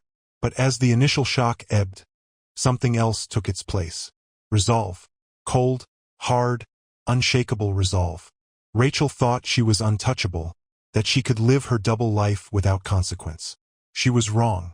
I wasn't just going to confront her. I was going to bring her entire house of cards crashing down, piece by piece. This wasn't just about revenge. It was about reclaiming my dignity, my life, and everything she had tried to destroy. Dinner was quiet, almost unnaturally so. Rachel sat across from me, scrolling on her phone between bites of pasta she had barely touched. She looked perfectly at ease, as though the universe hadn't just shifted under her feet. The sight of her feigned normalcy made my stomach churn. I'd waited all day for this moment, carefully rehearsing the words in my head. The video and photos were sitting in a folder on the table beside me, neatly stacked and damning. My anger was controlled now, not a raging fire, but a steady, focused blaze. "Rachel," I said, breaking the silence. My tone was calm, almost conversational. She looked up, her expression neutral. "What's up?" she asked, setting her phone down and meeting my gaze. I slid the folder across the table. "Nice extracurricular activities," I said, my voice cold and steady. Her brow furrowed as she opened the folder. The moment her eyes landed on the first photo, her face drained of color. She flipped through them quickly, her hand trembling slightly before she slammed the folder shut. "You had me followed?" she spat, her voice sharp and accusing. "How pathetic is that, David? Spying on your own wife? That's low, even for you." I leaned back in my chair, watching her carefully. "Not as low as sneaking off to penthouses with Eric and whoever else you can drag into your little circus," I replied. Her eyes narrowed, her jaw tightening. "Maybe if you weren't such a bore, I wouldn't need real excitement," she shot back, her tone dripping with venom. "Do you even realize how suffocating you are? Always so predictable, so dull. Eric, he knows how to live. He knows how to make me feel alive." I felt the heat rising in my chest, but I didn't let it show. "Alive," I repeated, my voice a razor's edge. "You mean drunk, shameless, and humiliated? Because that's all I see in those photos. You've turned yourself into a joke, Rachel, and you don't even care." She sneered, her confidence faltering as I held her gaze. "Oh, please, don't act like some wounded hero. You're just mad because you couldn't keep up. This marriage was dead long before Eric came along, and we both know it." I shook my head, letting out a dry laugh. "No, Rachel, this marriage wasn't dead. You killed it, and now you're going to face the consequences." Her mask of defiance cracked for a split second, fear flashing in her eyes. But then she leaned forward, a mocking smile tugging at her lips. "Consequences? What are you going to do, David? Cry about it? Beg me to stay? Newsflash, I'm not afraid of you." I stood, towering over her, my voice calm but lethal. "You should be." I grabbed the folder, walked to the door, and left her sitting there, stunned and silent. She'd made her choices, and now it was time for me to make mine. The next evening, Rachel came home late. Her heels clicked sharply against the floor, and the moment she stepped through the door, her expression was pure fury. She'd had all day to stew, and it was clear she'd decided to come out swinging. I was in the living room, sipping a scotch, waiting for the storm I knew was coming. She stormed in, tossing her purse onto the couch with a dramatic flourish. "So, this is what we're doing now?" she snapped, her eyes blazing. "Spying, sneaking around, trying to play the victim? Grow up, David." I took a slow sip, setting my glass down deliberately before meeting her glare.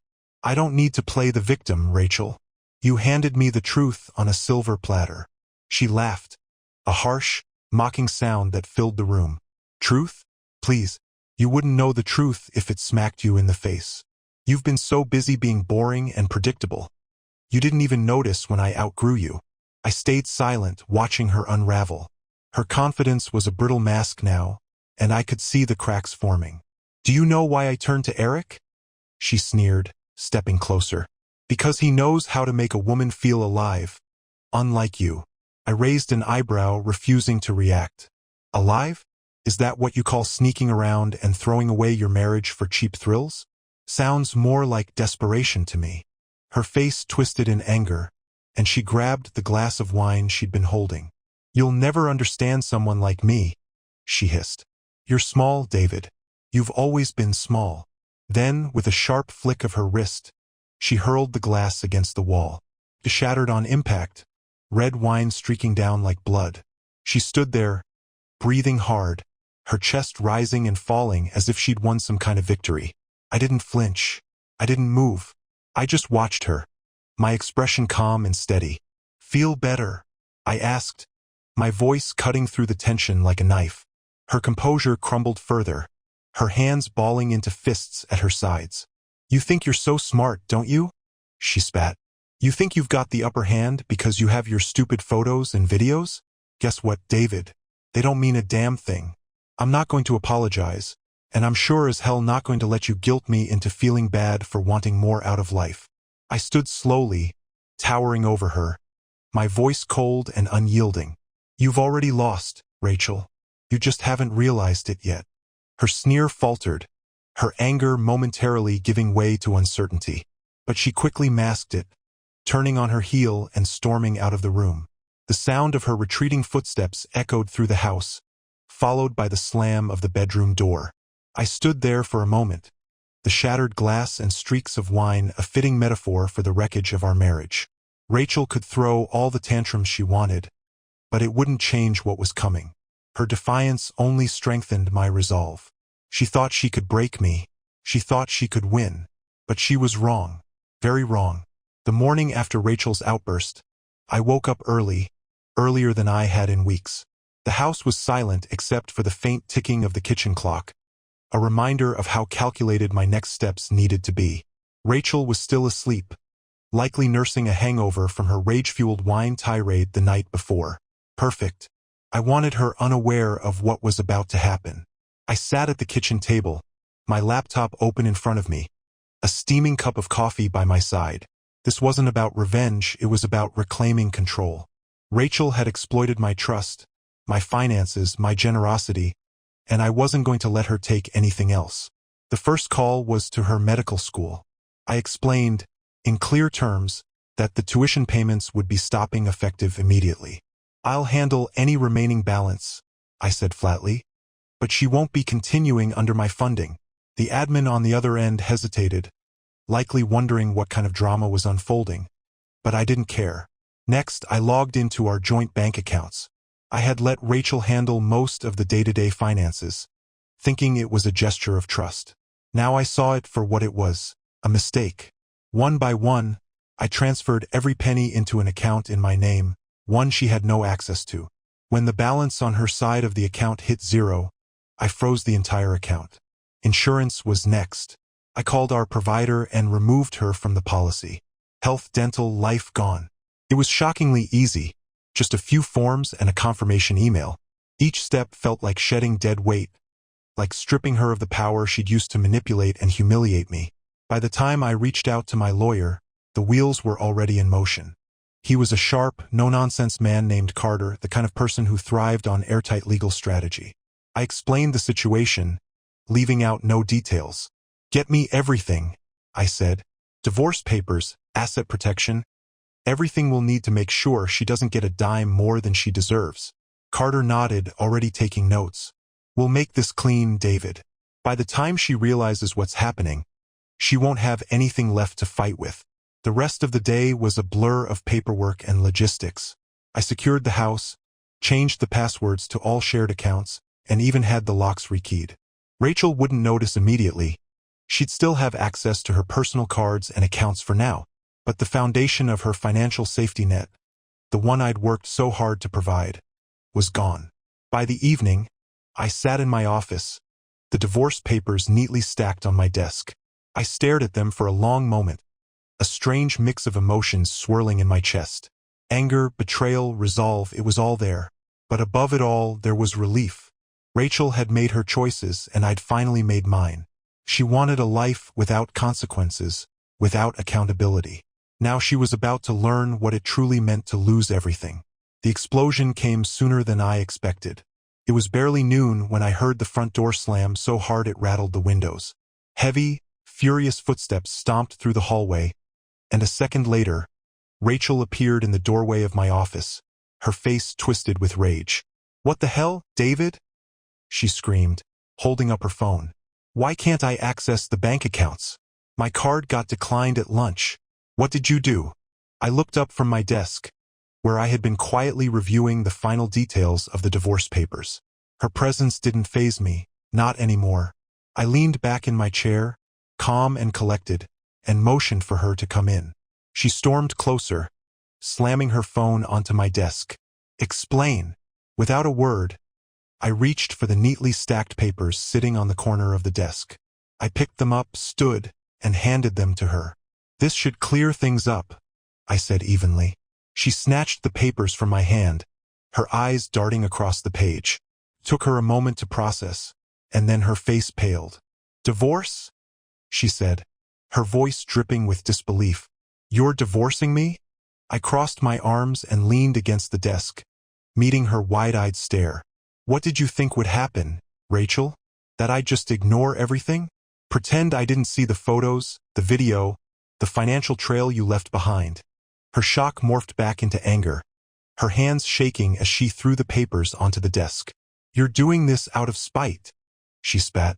You can't handle the fact that I've moved on, that I've found something better. You're pathetic. I tilted my head, the corner of my mouth twitching in a faint smile. You chose this life, Rachel? I said, my voice low and measured. I'm just catching up. She gaped at me, her confidence faltering for the first time. You don't get to do this. You don't get to just pull the rug out from under me. I gave up so much for you, for this marriage. I let out a dry laugh, shaking my head. Gave up? You've done nothing but take. Rachel, you've lied, cheated, stolen, and humiliated me. And you think I owe you something? No, this stops now. Her face flushed red, her hands curling into fists at her sides. You can't just leave me like this, she hissed. You think you're so smart, but you'll regret this. You'll come crawling back when you realize you're nothing without me. I turned away, walking to the window as I spoke over my shoulder. I've already realized I'm better off without you. Take the papers, Rachel. Sign them, don't sign them, I don't care. But know this, your free ride is over. For a moment, there was only silence. Then, with a wordless scream of frustration, she grabbed the papers and stormed out of the room, slamming the door behind her. I stood there, staring out at the quiet street beyond the window, the echo of her fury fading into the stillness of the house. The storm had come and gone, and for the first time in weeks, I felt a calm settling over me. Rachel could rage all she wanted. She could deny, deflect, and try to cling to whatever scraps of power she thought she had left. But I was done. This was her mess, and she was finally going to face the consequences. The courtroom was packed, the air thick with tension. Rachel sat across from me at the petitioner's table, her lawyer at her side. She looked polished and composed, a far cry from the raging woman who'd stormed into my office weeks ago. But I could see the cracks. Her hands gripped the edge of the table too tightly. Her forced smile was too sharp. She wasn't as confident as she wanted everyone to believe. Her lawyer rose first, striding to the middle of the room with an air of conviction. Your Honor, she began. My client has endured years of emotional neglect. This marriage was one-sided, leaving Rachel to shoulder the emotional burden while Mr. Parker focused solely on his work. It's no wonder she sought comfort elsewhere. She was desperate for connection, for validation. I felt a flicker of anger at the audacity of it, but I stayed calm. This was expected. Rachel nodded along, her expression one of rehearsed sorrow. She even dabbed at her eyes with a tissue for added effect. The performance was good, too good. But I wasn't worried. When it was my lawyer's turn, Carter didn't waste a second. He stood, his presence commanding, and walked to the front of the room. Your Honor, he said, his voice steady and deliberate. The truth of this matter is far from what the petitioner claims. Mr. Parker has provided substantial evidence that paints a very different picture of this marriage.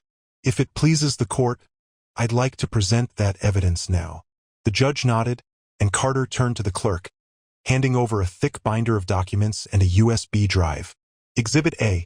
Financial records showing the petitioner's misuse of joint accounts, including funds siphoned into personal accounts and spent on luxury items, trips, and subscriptions unrelated to her medical education. Rachel's composed mask slipped for a fraction of a second. She leaned toward her lawyer, whispering furiously, but Carter didn't pause. Exhibit B. Photographic evidence of the petitioner entering and leaving a penthouse in the company of individuals identified as Eric Sanders and an unnamed third party. The clerk handed the judge a stack of printed photos. Rachel's face paled, but she quickly masked it with a defiant glare. Carter pressed on. And finally, Exhibit C. Video footage from a private investigator showing the petitioner engaging in behavior that is not only inappropriate, but entirely inconsistent with her claims of emotional neglect. The clerk played the video. The room fell silent as the grainy footage filled the screen. Rachel pouring champagne, laughing as Eric knelt before her. The third man recording it all. A murmur rippled through the courtroom as the atmosphere in the footage made its implications painfully clear. Rachel's lawyer rose to object, but Carter silenced her with a wave of his hand. "There's more, Your Honor," he said. The next clip was shorter but far more damning. Rachel, sitting on a couch with Eric and another man, holding a glass of wine. Her words rang clear despite the low audio quality. "David's paying for all of this. The best part? He's so clueless, it's almost cute. Honestly, training these two has been the most fun I've had in years." The courtroom erupted. Gasps, whispers, even a stifled laugh from somewhere in the back. The judge banged her gavel, calling for order, but the damage was done. Rachel's lawyer looked panicked, flipping through papers, trying to come up with something, anything, to salvage the situation. But Rachel sat frozen, her face a mask of shock and fury. Carter turned back to the judge, his voice firm. "Your Honor, the evidence speaks for itself. My client has not only been deceived but exploited and humiliated. We ask that the court recognize these facts in its ruling." The judge nodded, her expression stern. "I've seen enough for today. We will reconvene tomorrow for my ruling." Court dismissed. As the room emptied, I glanced at Rachel one last time. She was hunched over, whispering furiously to her lawyer, her confidence shattered. For the first time, she looked exactly how I'd always suspected she would when the truth finally caught up with her. Defeated. The courtroom was tense as the final day of the proceedings began. Rachel sat rigid in her seat, her composure fraying despite her polished exterior. Her lawyer had fought hard to spin the narrative, but every piece of evidence Carter presented unraveled their story thread by thread. Today would be the final blow, and Rachel had no idea what was coming.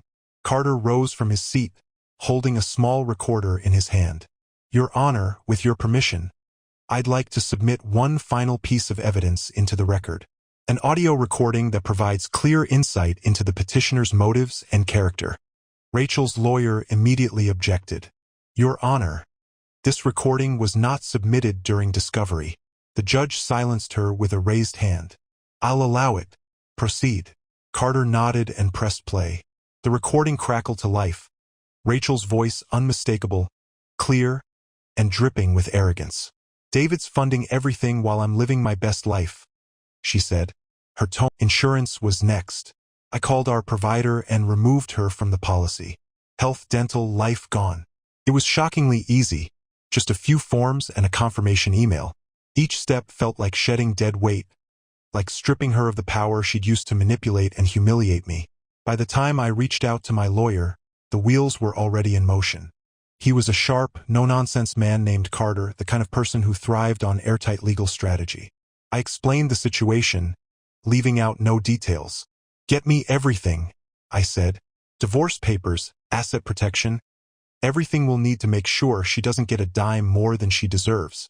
Carter nodded, already taking notes. "We'll make this clean, David. By the time she realizes what's happening, she won't have anything left to fight with." The rest of the day was a blur of paperwork and logistics. I secured the house, changed the passwords to all shared accounts, and even had the locks rekeyed. Rachel wouldn't notice immediately. She'd still have access to her personal cards and accounts for now, but the foundation of her financial safety net, the one I'd worked so hard to provide, was gone. By the evening, I sat in my office, the divorce papers neatly stacked on my desk. I stared at them for a long moment, a strange mix of emotions swirling in my chest. Anger, betrayal, resolve, it was all there. But above it all, there was relief.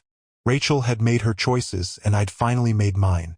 She wanted a life without consequences, without accountability. Now she was about to learn what it truly meant to lose everything. The explosion came sooner than I expected. It was barely noon when I heard the front door slam so hard it rattled the windows. Heavy, furious footsteps stomped through the hallway, and a second later, Rachel appeared in the doorway of my office, her face twisted with rage. "What the hell, David?" she screamed, holding up her phone. "Why can't I access the bank accounts? My card got declined at lunch. What did you do? I looked up from my desk, where I had been quietly reviewing the final details of the divorce papers. Her presence didn't faze me, not anymore. I leaned back in my chair, calm and collected, and motioned for her to come in. She stormed closer, slamming her phone onto my desk. Explain. Without a word, I reached for the neatly stacked papers sitting on the corner of the desk. I picked them up, stood, and handed them to her. This should clear things up, I said evenly. She snatched the papers from my hand, her eyes darting across the page. Took her a moment to process, and then her face paled. Divorce? She said, her voice dripping with disbelief. You're divorcing me? I crossed my arms and leaned against the desk, meeting her wide-eyed stare. What did you think would happen, Rachel? That I'd just ignore everything? Pretend I didn't see the photos, the video, the financial trail you left behind? Her shock morphed back into anger, her hands shaking as she threw the papers onto the desk. You're doing this out of spite, she spat. You can't handle the fact that I've moved on, that I've found something better. You're pathetic. I tilted my head, the corner of my mouth twitching in a faint smile. You chose this life, Rachel, I said, my voice low and measured. I'm just catching up. She gaped at me, her confidence faltering for the first time. You don't get to do this. You don't get to just pull the rug out from under me. I gave up so much for you, for this marriage. I let out a dry laugh, shaking my head. Gave up? You've done nothing but take. Rachel, you've lied, cheated, stolen, and humiliated me. And you think I owe you something? No, this stops now. Her face flushed red, her hands curling into fists at her sides. You can't just leave me like this, she hissed. You think you're so smart, but you'll regret this. You'll come crawling back when you realize you're nothing without me. I turned away, walking to the window as I spoke over my shoulder. I've already realized I'm better off without you. Take the papers, Rachel. Sign them, don't sign them, I don't care. But know this, your free ride is over. For a moment, there was only silence. Then, with a wordless scream of frustration, she grabbed the papers and stormed out of the room, slamming the door behind her. I stood there, staring out at the quiet street beyond the window, the echo of her fury fading into the stillness of the house. The storm had come and gone, and for the first time in weeks, I felt a calm settling over me. Rachel could rage all she wanted. She could deny, deflect, and try to cling to whatever scraps of power she thought she had left. But I was done. This was her mess, and she was finally going to face the consequences. The courtroom was packed, the air thick with tension. Rachel sat across from me at the petitioner's table, her lawyer at her side. She looked polished and composed, a far cry from the raging woman who'd stormed into my office weeks ago. But I could see the cracks. Her hands gripped the edge of the table too tightly. Her forced smile was too sharp. She wasn't as confident as she wanted everyone to believe. Her lawyer rose first, striding to the middle of the room with an air of conviction. Your Honor, she began. My client has endured years of emotional neglect. This marriage was one-sided, leaving Rachel to shoulder the emotional burden while Mr. Parker focused solely on his work. It's no wonder she sought comfort elsewhere. She was desperate for connection, for validation. I felt a flicker of anger at the audacity of it, but I stayed calm. This was expected. Rachel nodded along, her expression one of rehearsed sorrow. She even dabbed at her eyes with a tissue for added effect. The performance was good, too good. But I wasn't worried. When it was my lawyer's turn, Carter didn't waste a second. He stood, his presence commanding, and walked to the front of the room. Your Honor, he said, his voice steady and deliberate. The truth of this matter is far from what the petitioner claims. Mr. Parker has provided substantial evidence that paints a very different picture of this marriage. If it pleases the court, I'd like to present that evidence now. The judge nodded, and Carter turned to the clerk, handing over a thick binder of documents and a USB drive. Exhibit A. Financial records showing the petitioner's misuse of joint accounts, including funds siphoned into personal accounts and spent on luxury items, trips, and subscriptions unrelated to her medical education. Rachel's composed mask slipped for a fraction of a second. She leaned toward her lawyer, whispering furiously, but Carter didn't pause. Exhibit B. Photographic evidence of the petitioner entering and leaving a penthouse in the company of individuals identified as Eric Sanders and an unnamed third party. The clerk handed the judge a stack of printed photos. Rachel's face paled, but she quickly masked it with a defiant glare. Carter pressed on. And finally, Exhibit C. Video footage from a private investigator showing the petitioner engaging in behavior that is not only inappropriate, but entirely inconsistent with her claims of emotional neglect. The clerk played the video. The room fell silent as the grainy footage filled the screen. Rachel pouring champagne, laughing as Eric knelt before her, the third man recording it all. A murmur rippled through the courtroom as the atmosphere in the footage made its implications painfully clear. Rachel's lawyer rose to object, but Carter silenced her with a wave of his hand. "There's more, Your Honor," he said. The next clip was shorter but far more damning. Rachel, sitting on a couch with Eric and another man, holding a glass of wine. Her words rang clear despite the low audio quality. "David's paying for all of this. The best part? He's so clueless, it's almost cute. Honestly, training these two has been the most fun I've had in years." The courtroom erupted. Gasps, whispers, even a stifled laugh from somewhere in the back. The judge banged her gavel, calling for order, but the damage was done. Rachel's lawyer looked panicked, flipping through papers, trying to come up with something, anything, to salvage the situation. But Rachel sat frozen, her face a mask of shock and fury. Carter turned back to the judge, his voice firm. "Your Honor, the evidence speaks for itself. My client has not only been deceived but exploited and humiliated. We ask that the court recognize these facts in its ruling." The judge nodded, her expression stern. "I've seen enough for today. We will reconvene tomorrow for my ruling." Court dismissed. As the room emptied, I glanced at Rachel one last time. She was hunched over, whispering furiously to her lawyer, her confidence shattered. For the first time, she looked exactly how I'd always suspected she would when the truth finally caught up with her. Defeated. The courtroom was tense as the final day of the proceedings began. Rachel sat rigid in her seat, her composure fraying despite her polished exterior. Her lawyer had fought hard to spin the narrative, but every piece of evidence Carter presented unraveled their story thread by thread. Today would be the final blow, and Rachel had no idea what was coming. Carter rose from his seat, holding a small recorder in his hand. "Your Honor, with your permission, I'd like to submit one final piece of evidence into the record. An audio recording that provides clear insight into the petitioner's motives and character." Rachel's lawyer immediately objected. "Your Honor, this recording was not submitted during discovery." The judge silenced her with a raised hand. "I'll allow it. Proceed." Carter nodded and pressed play. The recording crackled to life, Rachel's voice unmistakable, clear, and dripping with arrogance. "David's funding everything while I'm living my best life," she said, her tone light and playful.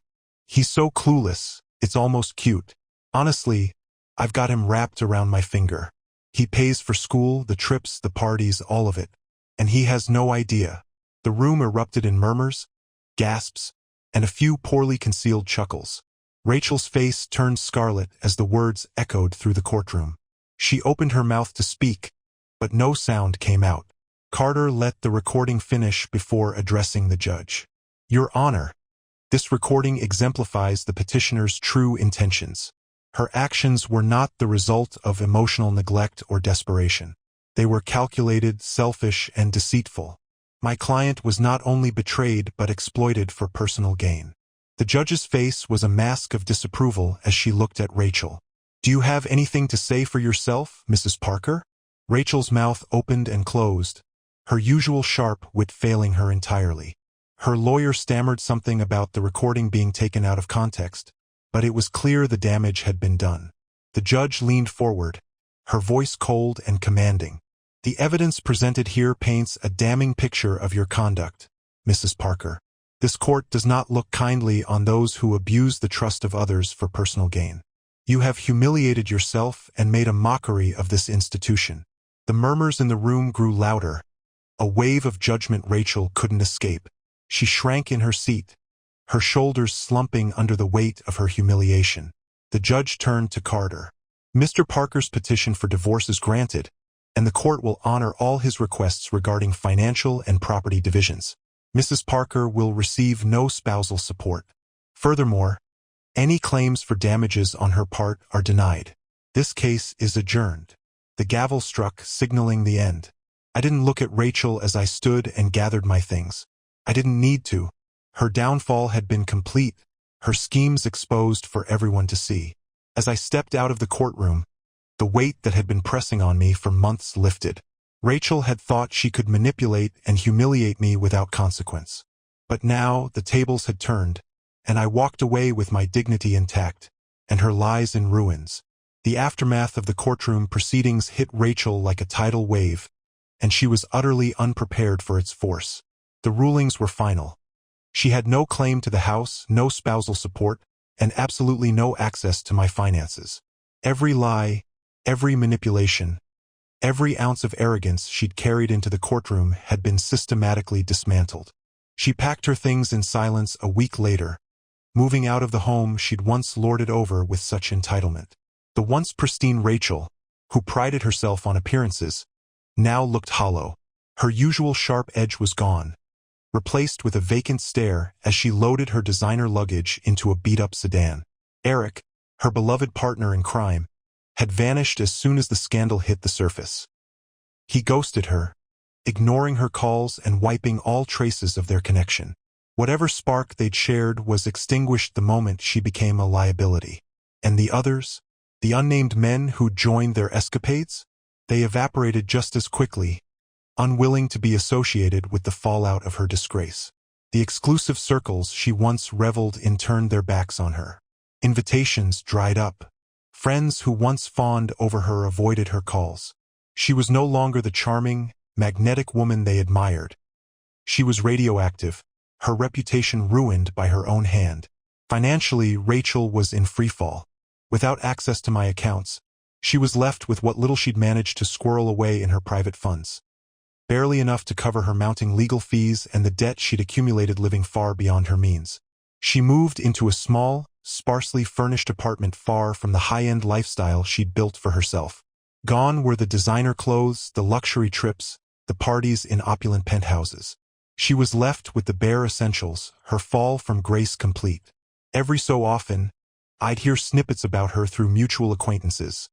How she was struggling to find work, how she'd become a shadow of the woman she used to be. The spark that once drew people to her had been extinguished, leaving only bitterness and regret in its place. For years, she'd lived as though the rules didn't apply to her, manipulating and scheming her way through life. But in the end, the truth caught up with her. Rachel's world didn't just crumble. It collapsed entirely, leaving her isolated, disgraced, and utterly alone. It was the fate she had earned, and as I watched her fade into obscurity, I felt no pity. She had chosen this path, and now, she was living with the consequences. The first morning in the house after Rachel moved out was quiet, peacefully quiet. For the first time in years, the air didn't feel heavy with tension or the lingering doubt that something was wrong. I sat at the kitchen table, sipping my coffee and staring out the window at the rising sun. It was a new day, and for the first time in a long time, it felt like my life was truly my own. The months that followed weren't easy, but they were freeing. I threw myself into rebuilding what Rachel had tried to destroy, not just my finances or my home, but my sense of self-worth. I reconnected with old friends, went back to hobbies I'd neglected, and focused on my career with a renewed drive. There were moments late at night when the weight of everything would settle on me. The betrayal, the humiliation, the sheer audacity of what Rachel had done. But instead of letting it drag me down, I used it as fuel. Betrayal doesn't just break you. It shows you who you truly are. I realized that for years, I'd been sacrificing too much of myself for someone who never appreciated it. I'd bent over backward, thinking I was doing the right thing, only to be taken for granted and ridiculed. But now I saw my worth, and I promised myself I would never settle for less again.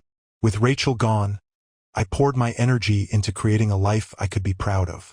I renovated the house, turning it from a space filled with painful memories into one that reflected my new beginning. I started traveling again, something I hadn't done since Rachel had monopolized our plans with her excuses and schemes. And for the first time in years, I allowed myself to dream about the future, about what I wanted, not what I thought someone else needed from me. When people asked me about what happened, I didn't shy away from the truth. I learned the hard way, I'd say, but I learned, and that was enough. The bitterness that once consumed me had faded, replaced with a quiet determination to live my life with integrity and purpose. Rachel's betrayal was a painful chapter, but it was just that, a chapter. It didn't define me, and it didn't dictate my story. It was the catalyst that forced me to wake up, to value myself, and to understand that my happiness didn't depend on anyone else. As I stood on the porch one evening, watching the sun dip below the horizon, I felt a sense of peace I hadn't known in years. The scars Rachel left were still there, but they no longer hurt. They were reminders of what I'd endured, what I'd overcome, and what I'd built in her absence. This was my life now, and it was mine to live on my terms. Stronger, wiser, and ready for whatever came next. She wants her real dad to walk her down the aisle. Those words dropped like a lead weight in the middle of the dining room table, settling between my cold pork chops and Diane's glass of Pinot like a dead thing. I didn't flinch. I didn't curse or knock over my chair, which I'm sure disappointed her a little. She wanted a reaction, something messy she could turn into my problem. But I just looked at her. No blinking, no breath. Just looked. She didn't meet my eyes. She said it wouldn't feel right. Diane continued, suddenly very interested in rearranging the folds of her napkin. She's been reconnecting with Alan. You know, since he reached out. He didn't reach out, I cut in, voice flat. You did. You hunted him down on Facebook last year, remember? Said it was important for Natalie's sense of identity. I leaned back in the chair. I guess it worked. Diane's lip curled just slightly. Not a snarl, not quite. Something reptilian. This doesn't have to be dramatic, Mark. No, of course not. God forbid we let truth get in the way of a good Instagram moment. I stood up slowly, feeling every joint in my 65-year-old body click like a filing cabinet drawer. I walked to the window. The garden outside was blooming early this year. I'd spent 3 weekends lining those beds with mulch and creeping thyme. Natalie loved the smell when she was little. 18 years, I said. Diane stayed silent. I took her to the ER when she got that peanut stuck in her throat. I taught her to drive. She screamed at me when I wouldn't buy her a BMW. I gave up promotions because she didn't want to move schools. I turned, and now I'm not even invited to the wedding. Diane sighed. You are invited. She just doesn't want you walking her down the aisle. Alan is. A sperm donor who bailed before the ink dried on her birth certificate, I said sharply. Then, quieter, and I was the idiot who filled the space. Silence. She stared at her wine, swirling it lazily. Mark, don't make this a thing. It's not personal. It's just how she feels. She doesn't want drama at the ceremony. Drama? Yes, she said. You know how people are. 2 dads walking her down the aisle would raise questions. It's better this way. I laughed. Just once. No humor in it. Who paid for the venue? I asked. Or the dress? Or the damn monogrammed napkins you insisted on from that overpriced Etsy vendor? Diane looked up. What's your point? My point, I said, walking past her to the stairs, is I was supposed to give a toast. You know that, right? I already wrote it. She blinked at me. I'll leave it on the table. Then I turned and walked up to my study.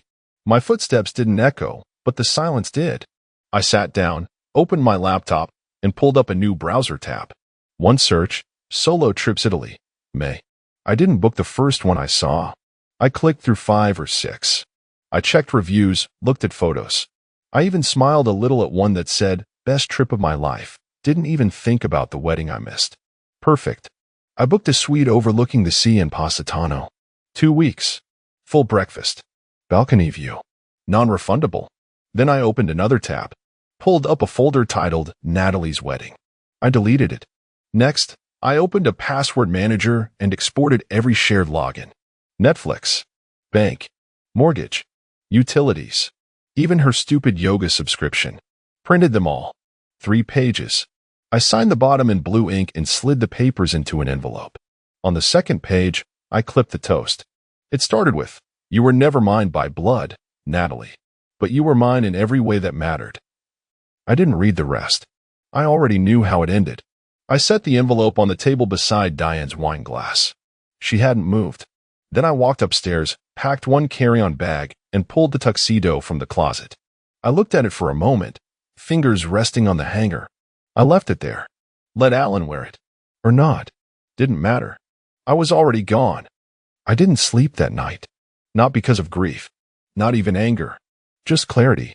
A kind of cold, surgical focus that I hadn't felt since my final structural assessment before retirement. You know the kind, where if you get the math wrong, an overpass collapses and 10 families get phone calls they never forget. This wasn't a collapse. Not yet. But the hairline fractures had been ignored for too long. And now I was the only one checking the stress load. I poured myself a glass of scotch, not the good stuff, just whatever Diane hadn't dumped into sangria last weekend, and sat down with my laptop again. I opened the travel itinerary and added a line for private transfer from the Naples airport. No more rental cars. No more compromises. Just sea, silence, and the sound of my own breathing. Then came the wedding logistics folder. Passwords, receipts, timelines. You wouldn't believe how many moving parts go into an event that I was now conveniently uninvited from.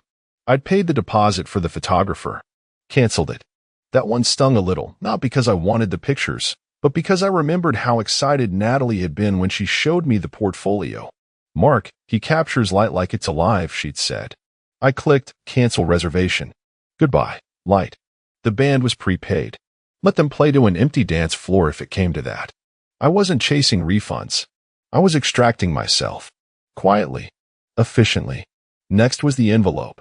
I printed out the master password sheet. Took my time.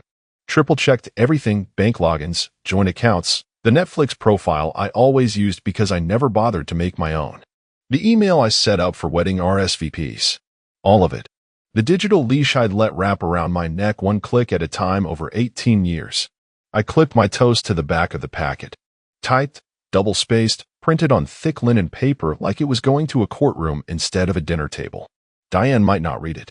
Natalie sure as hell wouldn't.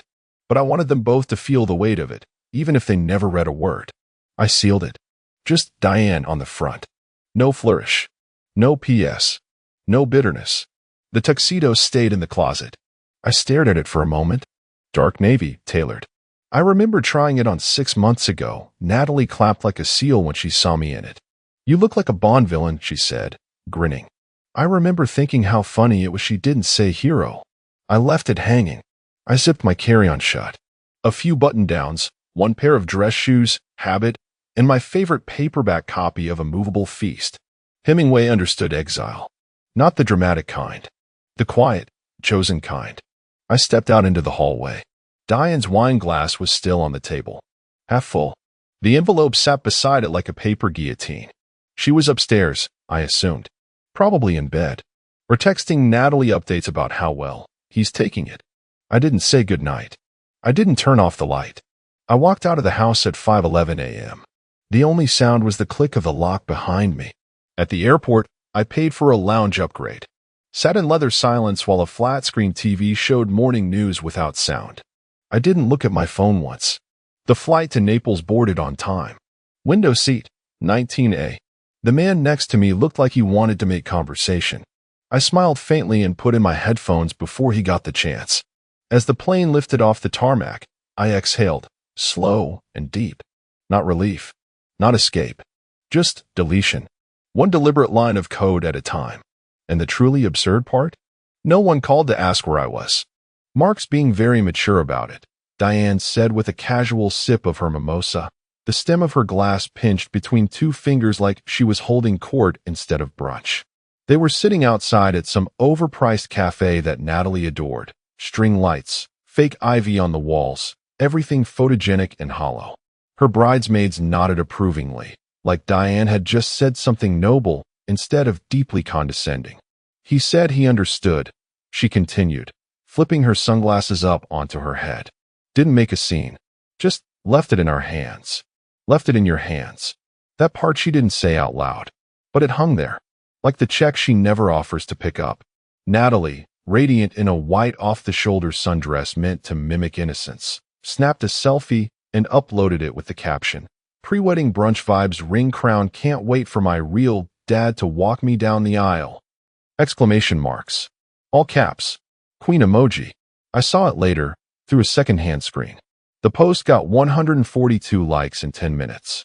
Alan liked it too, from his account with exactly 2 photos and a bio that still read single. Chill. Grill master. He commented a fire emoji. Diane heart reacted it. Somewhere in that moment, the idea of Mark began to fade into background noise for them. He was reduced to a footnote in their own wedding myth. The guy who raised her was now just a line on a thank you card they hadn't written yet. Alan arrived in town the following Thursday. Diane picked him up from the airport in the Camry that still had my National Parks pass on the rearview. He got in wearing a turquoise button-down 2 sizes too tight, and aviators that looked like they were smuggled out of a pawn shop in 1993. "Traffic's insane," he said as he flopped into the passenger seat, already complaining. "TSA was ridiculous. I told him I was coming in for my daughter's wedding, and they didn't even smile." Diane smiled. "Well, at least you're here now." "Yeah," he said, adjusting his waistband. "I'm just glad I'm finally getting my shot." "You know," he turned to her, "to be a dad." She nodded, like that was a noble thing. Like 18 years of radio silence could be erased by a tie and a bouquet. At the venue walkthrough that weekend, Alan arrived 30 minutes late. Claimed his GPS got weird near the country club entrance. When the planner offered to go over the timeline with him, he interrupted. I got it. I'm good with schedules. I used to coach JV basketball, remember?" He hadn't. Still, he insisted on giving a little speech during the rehearsal dinner. Said something about always feeling a connection, even from afar. There were polite chuckles. Someone clinked a glass too early. Natalie beamed, but her smile twitched at the edges. He called her Pumpkin twice. She hated that nickname. During the cake tasting, he asked if carrot cake came from actual carrots. The baker blinked twice and changed the subject. Diane told people I was overseas for a consulting thing. She said it like I was off chasing spreadsheets and not sitting barefoot on a balcony in southern Italy, sipping limoncello and watching seagulls fight over a crust of bread. There was no panic yet, no cracks in the wall, just a collective delusion that everything was going according to plan, that the guy with barbecue stains on his khakis and an expired license was going to somehow step into the shoes of 18 steady years. He promised Natalie he'd be on time the day of the wedding. He looked her in the eyes, hand on her shoulder like a politician, and said, "I'm not going to let you down." She smiled again. No one noticed her hand twitch. The rehearsal dinner was supposed to be classy. Natalie wanted French Riviera meets Charleston charm, whatever the hell that meant. So Diane booked a garden venue with string quartet covers of Billie Eilish and overpriced tapas that looked like appetizers for mice. The tables were covered in ivory linen and labeled with calligraphed cards. Bride's family, groom's party, important friends. I didn't have a card. I wasn't even a ghost. I was a deleted file. Alan showed up 45 minutes late. His shirt was wrinkled, not just from the drive, but like it had been shoved in a suitcase for 3 years and only remembered this morning it had a job to do. His tie hung loose around his neck like it was trying to escape. And his cheeks? Flushed the way only cheap hotel bourbon can achieve. Diane saw him first. Her expression didn't crack, but her fingers gripped the stem of her wine glass so hard I half expected it to shatter. Traffic was hell, he announced to the table, arms raised like Moses parting the Red Sea of hors d'oeuvres. And parking? Forget it. No one had mentioned parking.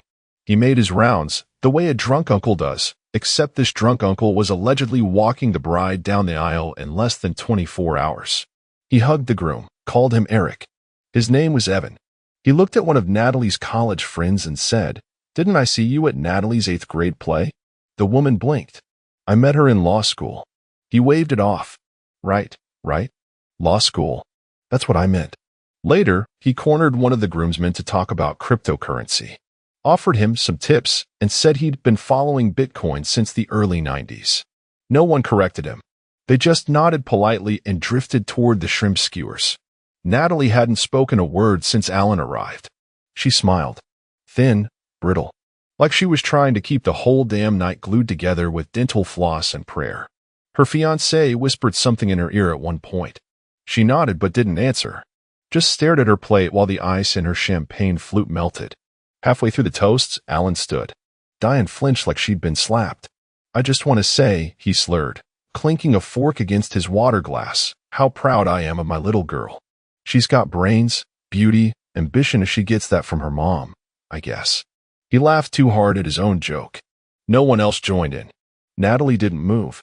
"I missed a lot," he went on, "but hey, we're here now, right? That's what matters." The maid of honor leaned toward Diane and whispered, "Are you sure about this?" Diane's smile froze. "He's just nervous," she said, too quickly. "He's sentimental. Smells like vodka," the maid of honor muttered, pulling away. Alan ended his toast by raising his glass in the wrong direction and saying, to the happy couple, Mark and Natalie. A beat of silence. Then someone coughed. Alan looked around, confused. "Did I say something wrong?" Natalie finally spoke. "Just sit down," she said quietly. He did. Eventually. After knocking over a small lantern centerpiece and muttering something about how those things are always in the way. No one noticed Diane's hand shaking as she reached for her phone. But Evan noticed Natalie's tears when she excused herself to the restroom.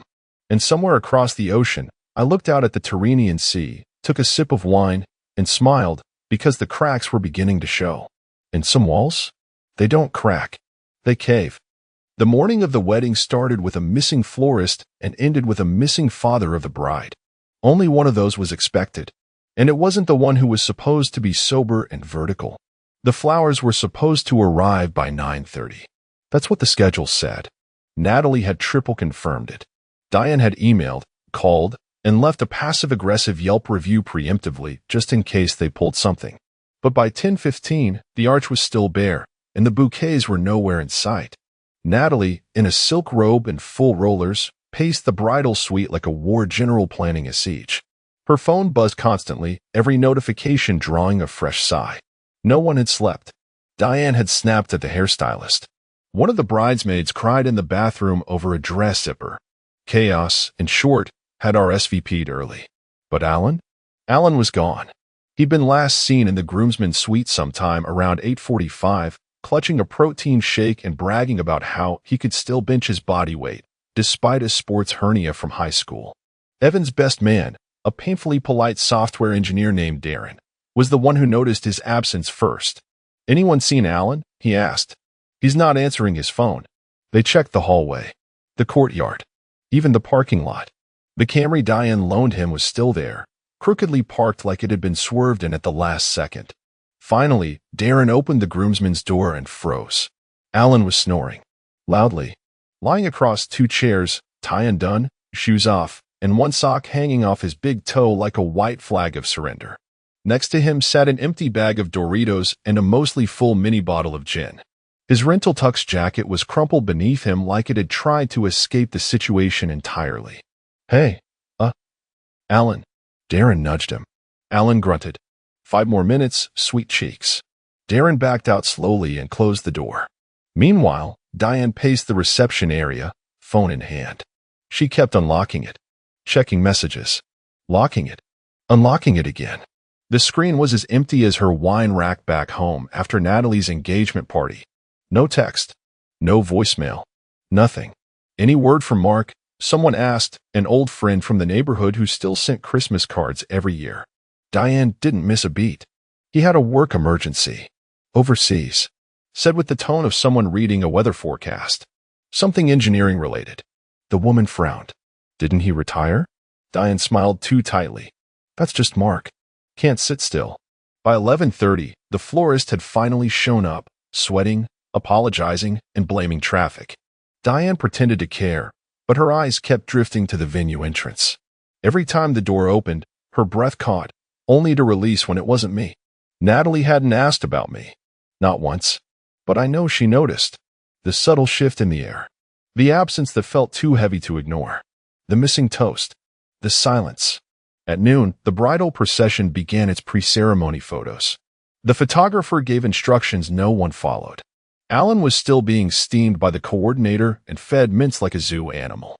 And in that chaos, Diane opened her phone one more time. The message thread with me was untouched. Still pinned. Still unread. The last message was hers. Let me know if you change your mind. There's still time. I hadn't replied. Not out of cruelty. Out of precision. Because sometimes, silence is a scalpel. And I wanted them to feel every cut. The music started soft. Strings. Natalie had chosen canon in D. Predictable, overused, but emotionally bulletproof. The kind of song that's supposed to carry a woman toward the most important moment of her life with grace and tears, and a smile she'll tell her grandkids about.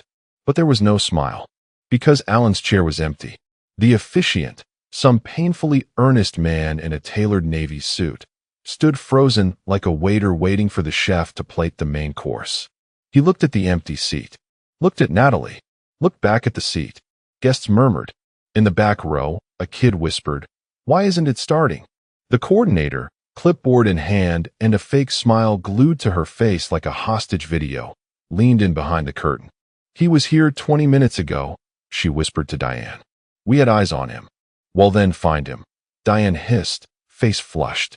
Now, Natalie stood gripping her bouquet, her knuckles white against the lilac roses.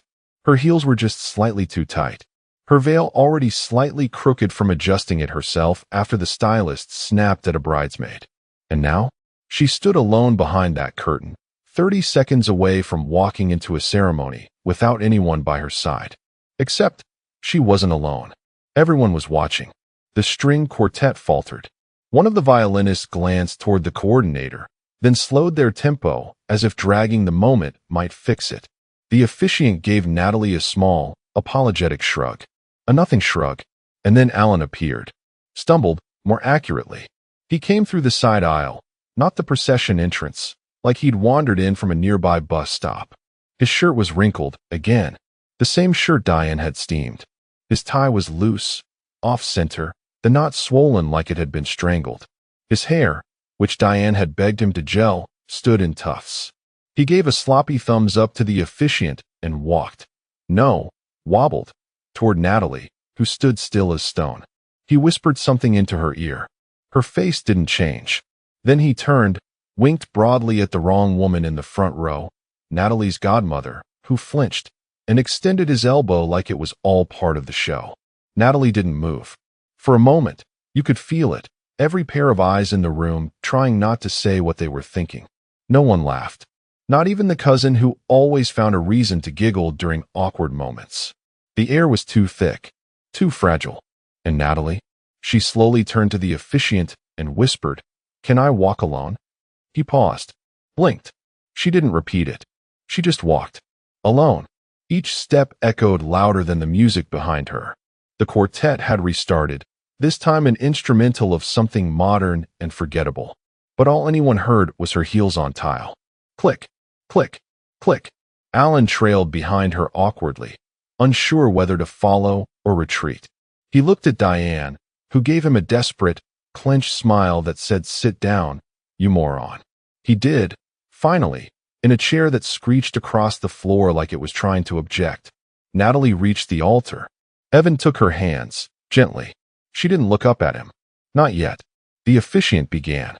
Something about love and commitment and the gravity of promises. And Natalie? She lowered her eyes. Not because she was moved. Because humiliation, when it comes slowly, burns deepest. And in that moment, surrounded by guests, cameras, and wilting roses, she realized something she couldn't say out loud. She had traded the man who raised her for a caricature in a wrinkled tux. And the one man who might have held her steady through it all wasn't even in the room. The espresso here tastes nothing like the burnt motor oil they call coffee back in Georgia. It's sharp, almost floral, and it bites a little before it smooths out. I sit with it, barefoot, on a stone balcony that curves over the cliffs of Positano, the sea spread out in every direction like someone melted sapphires and let them spill across the earth. It's the kind of morning that's supposed to be ruined by messages. And believe me, they try. Buzz. Buzz. Pause. Buzz, buzz, buzz, buzz. I glance at the phone face down on the ceramic table beside me. The screen lights up with each new attempt. A digital heartbeat, frantic and confused. First came Diane. Then Natalie. Then some number I don't recognize. The fiancé? A cousin? Maybe the coordinator? Buzz. 23 missed calls. 48 notifications across text, WhatsApp, and email. All unopened. I don't need to read them. I know their contents by heart because I've lived those words before in 1,000 different forms, always too late. Mark, something happened. You should have been here. I didn't know. I'm sorry. Delete. No preview. No hesitation. Just a swipe and a breath. The sea doesn't care. The gulls don't pause. The world keeps turning without the weight of someone else's panic on my shoulders. Across the table, I've laid out 2 things. A notebook and a small Canon film camera I bought from a second-hand shop in Sorrento yesterday. The clerk had called it a quiet machine. I like that. I needed quiet machines now. I pick up the camera and take a photo, coastline, light, silence. A moment nobody else owns. On my phone, I create a new album. I call it Freedom. Not dramatic. Not spiteful. Just true. The first photo, the view from my room at sunrise, golden light spilling across terracotta roofs. Second, the untouched tuxedo back home, hanging like an empty promise in a dark closet. I took that picture before I left, just in case I needed a reminder. Third, this espresso. This balcony. My feet up on the rail. The sea breathing below me like it's never been betrayed. Someone once told me that grief is love with nowhere to go. But they were wrong. Grief is love, finally going where it wants. And today, it went to Italy. Somewhere far behind me, a wedding is unfolding like wet paper. The music, the chairs, the speeches. Maybe someone is already explaining why the father of the bride toast is missing. Maybe Diane is improvising. Maybe Natalie is crying. I wouldn't know. Because I'm not there. Because I'm here. Buzz. Buzz. Buzz. I press and hold the icon on my phone. Then tap, enable do not disturb. The screen dims. The espresso cools slightly in my hand. And the silence? It stays. The ceremony limped across the finish line like a 3-legged race in a hurricane.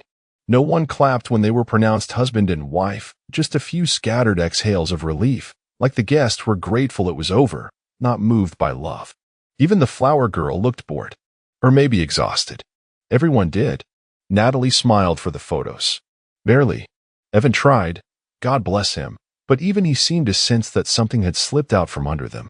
Like the foundation had shifted, just a few degrees, but enough to feel it in your bones. They cut the cake. They danced the first dance. People cheered because they were supposed to. But underneath all of it? Static. It came later.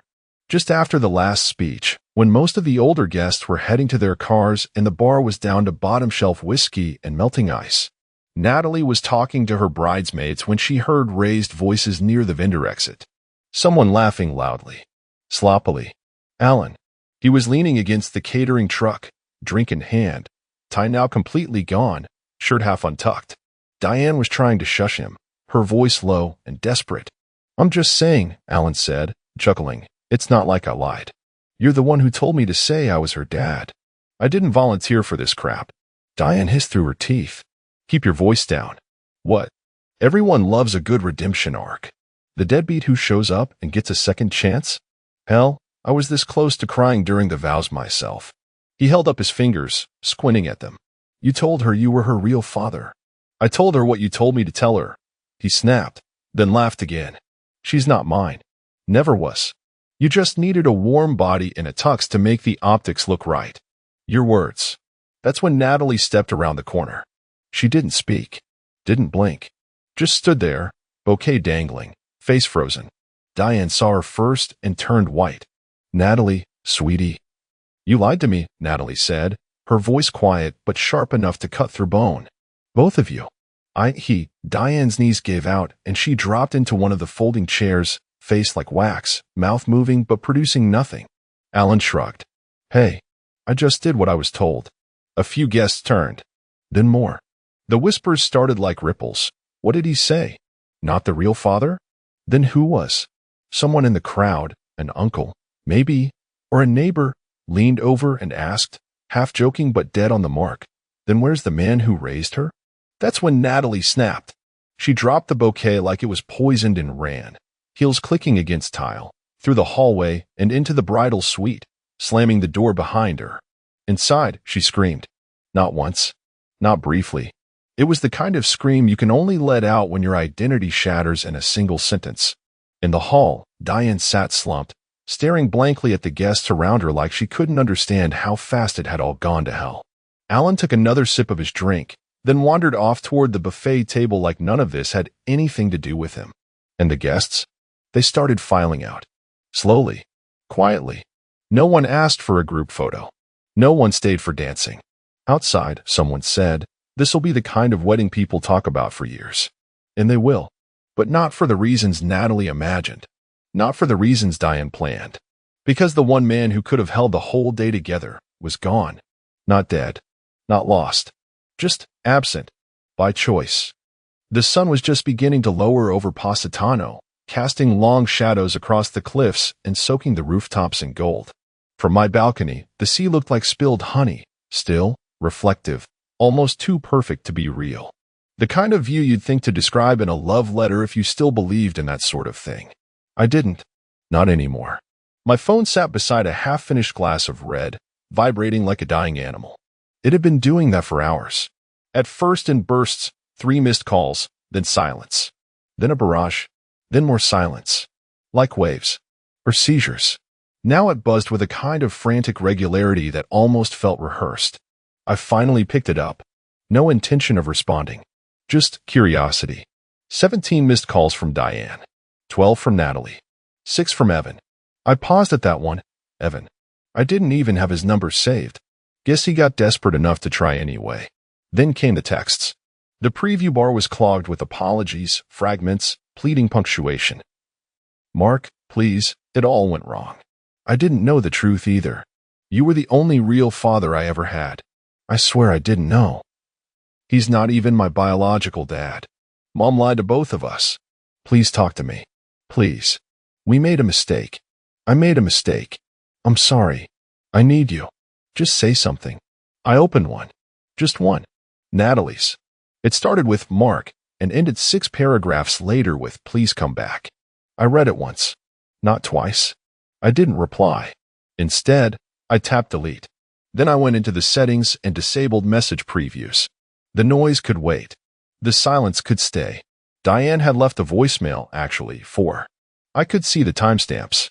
One just after the ceremony. One an hour later. One at midnight. The last one came at 3:17 a.m. Italian time. I pressed play, held the phone to my ear. Her voice was wrecked. The kind of wrecked you don't get from alcohol.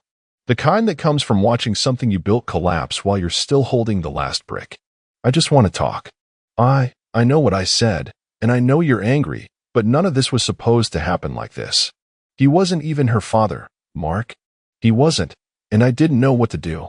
And now she's locked herself in the bathroom, and Evan won't even look at me, and people left before dessert, and I ended it there. Swiped it into oblivion. What did they expect? A flight back? A teary confrontation? Closure? No. They didn't get to choose the terms anymore. Not after I gave them 18 years and got discarded like a thrift store photo frame, still intact, but too plain to keep on display. They chose theater. I chose exit. The phone buzzed again. This time it was a photo. From Natalie. Her in the bridal suite, eyes swollen, makeup streaked. She'd captioned it. I'm sorry. I was wrong. Delete. This wasn't revenge. I wasn't some martyr with a scorecard. This was something deeper. Colder. The kind of distance that doesn't scream, it just steps away so quietly no one realizes they've lost you until they can't find the echo. I poured another glass of wine. Then I took a photo of the sea, gentle, wide, and different. Added it to the album, Freedom. And I turned my phone off. 1 month later, I stepped off the plane into a humid southern morning that clung to your skin like a secret. Savannah in June doesn't welcome you. It dares you. I rolled my carry-on across the parking garage, tanned, calm, lighter. Not just in baggage, soul, too. Like I'd been pressure-washed in Mediterranean salt and came back someone they wouldn't recognize. I didn't go home. Not because I was scared. Because it wasn't home anymore. Just coordinates where a man used to matter. Instead, I picked up a rental and pointed it toward downtown. Windows down. Ray-Bans on. Sinatra low on the stereo. No destination. Just motion. At one red light, I found myself turning instinctively, muscle memory pulling me toward the old neighborhood. I let it happen. Slow drive-by. The way you'd glance at an obituary photo. The house was the same, but smaller. Funny how that happens. Trim still peeling. Porch swing missing, probably broken. I noticed the hydrangeas I'd planted were dying. Overwatered or underloved. Couldn't tell. Didn't care. There was a car in the driveway I didn't recognize. Small. White. Tires balding. Maybe Evans. Maybe a contractor. Maybe Alan's latest ride to nowhere. Whatever it was, it blocked the spot where I used to park after work, tired but proud. I didn't slow down. Didn't blink. Just passed it like it was a gas station I didn't need. Downtown was brighter. Cleaner. I parked near an old bookstore tucked behind a coffee shop I liked before things got complicated. Walked inside. The AC hit like a baptism. I went straight to nonfiction, then history, then travel, my new favorites. And that's when I saw her. Diane. Across the aisle. Holding a paperback. Reading the back cover, pretending to absorb it. But she wasn't reading. She was watching. Her fingers trembled. I locked eyes with her. No anger. No bitterness. Just a nod. Like you'd give a stranger who opened a door for you at a gas station. Her lips parted. Maybe to speak. Maybe to apologize. Maybe to beg. I turned. Walked past biographies. Past memoirs. Past shelves full of things that might have once mattered. She didn't follow. Outside, the air was heavy but alive. I ordered a coffee and took a seat in the sun. My phone vibrated once in my pocket, reflexive, as if the past was still trying to crawl back. I didn't check it. I sipped my drink. Pulled out the latest postcard I'd picked up in Florence. On the back, I wrote, "You don't bury ghosts. You walk past them like they were never yours to carry." I dropped it in the mailbox outside the shop. No address. It wasn't meant to be sent. It was meant to end. I don't know what happened between Diane and Natalie after that.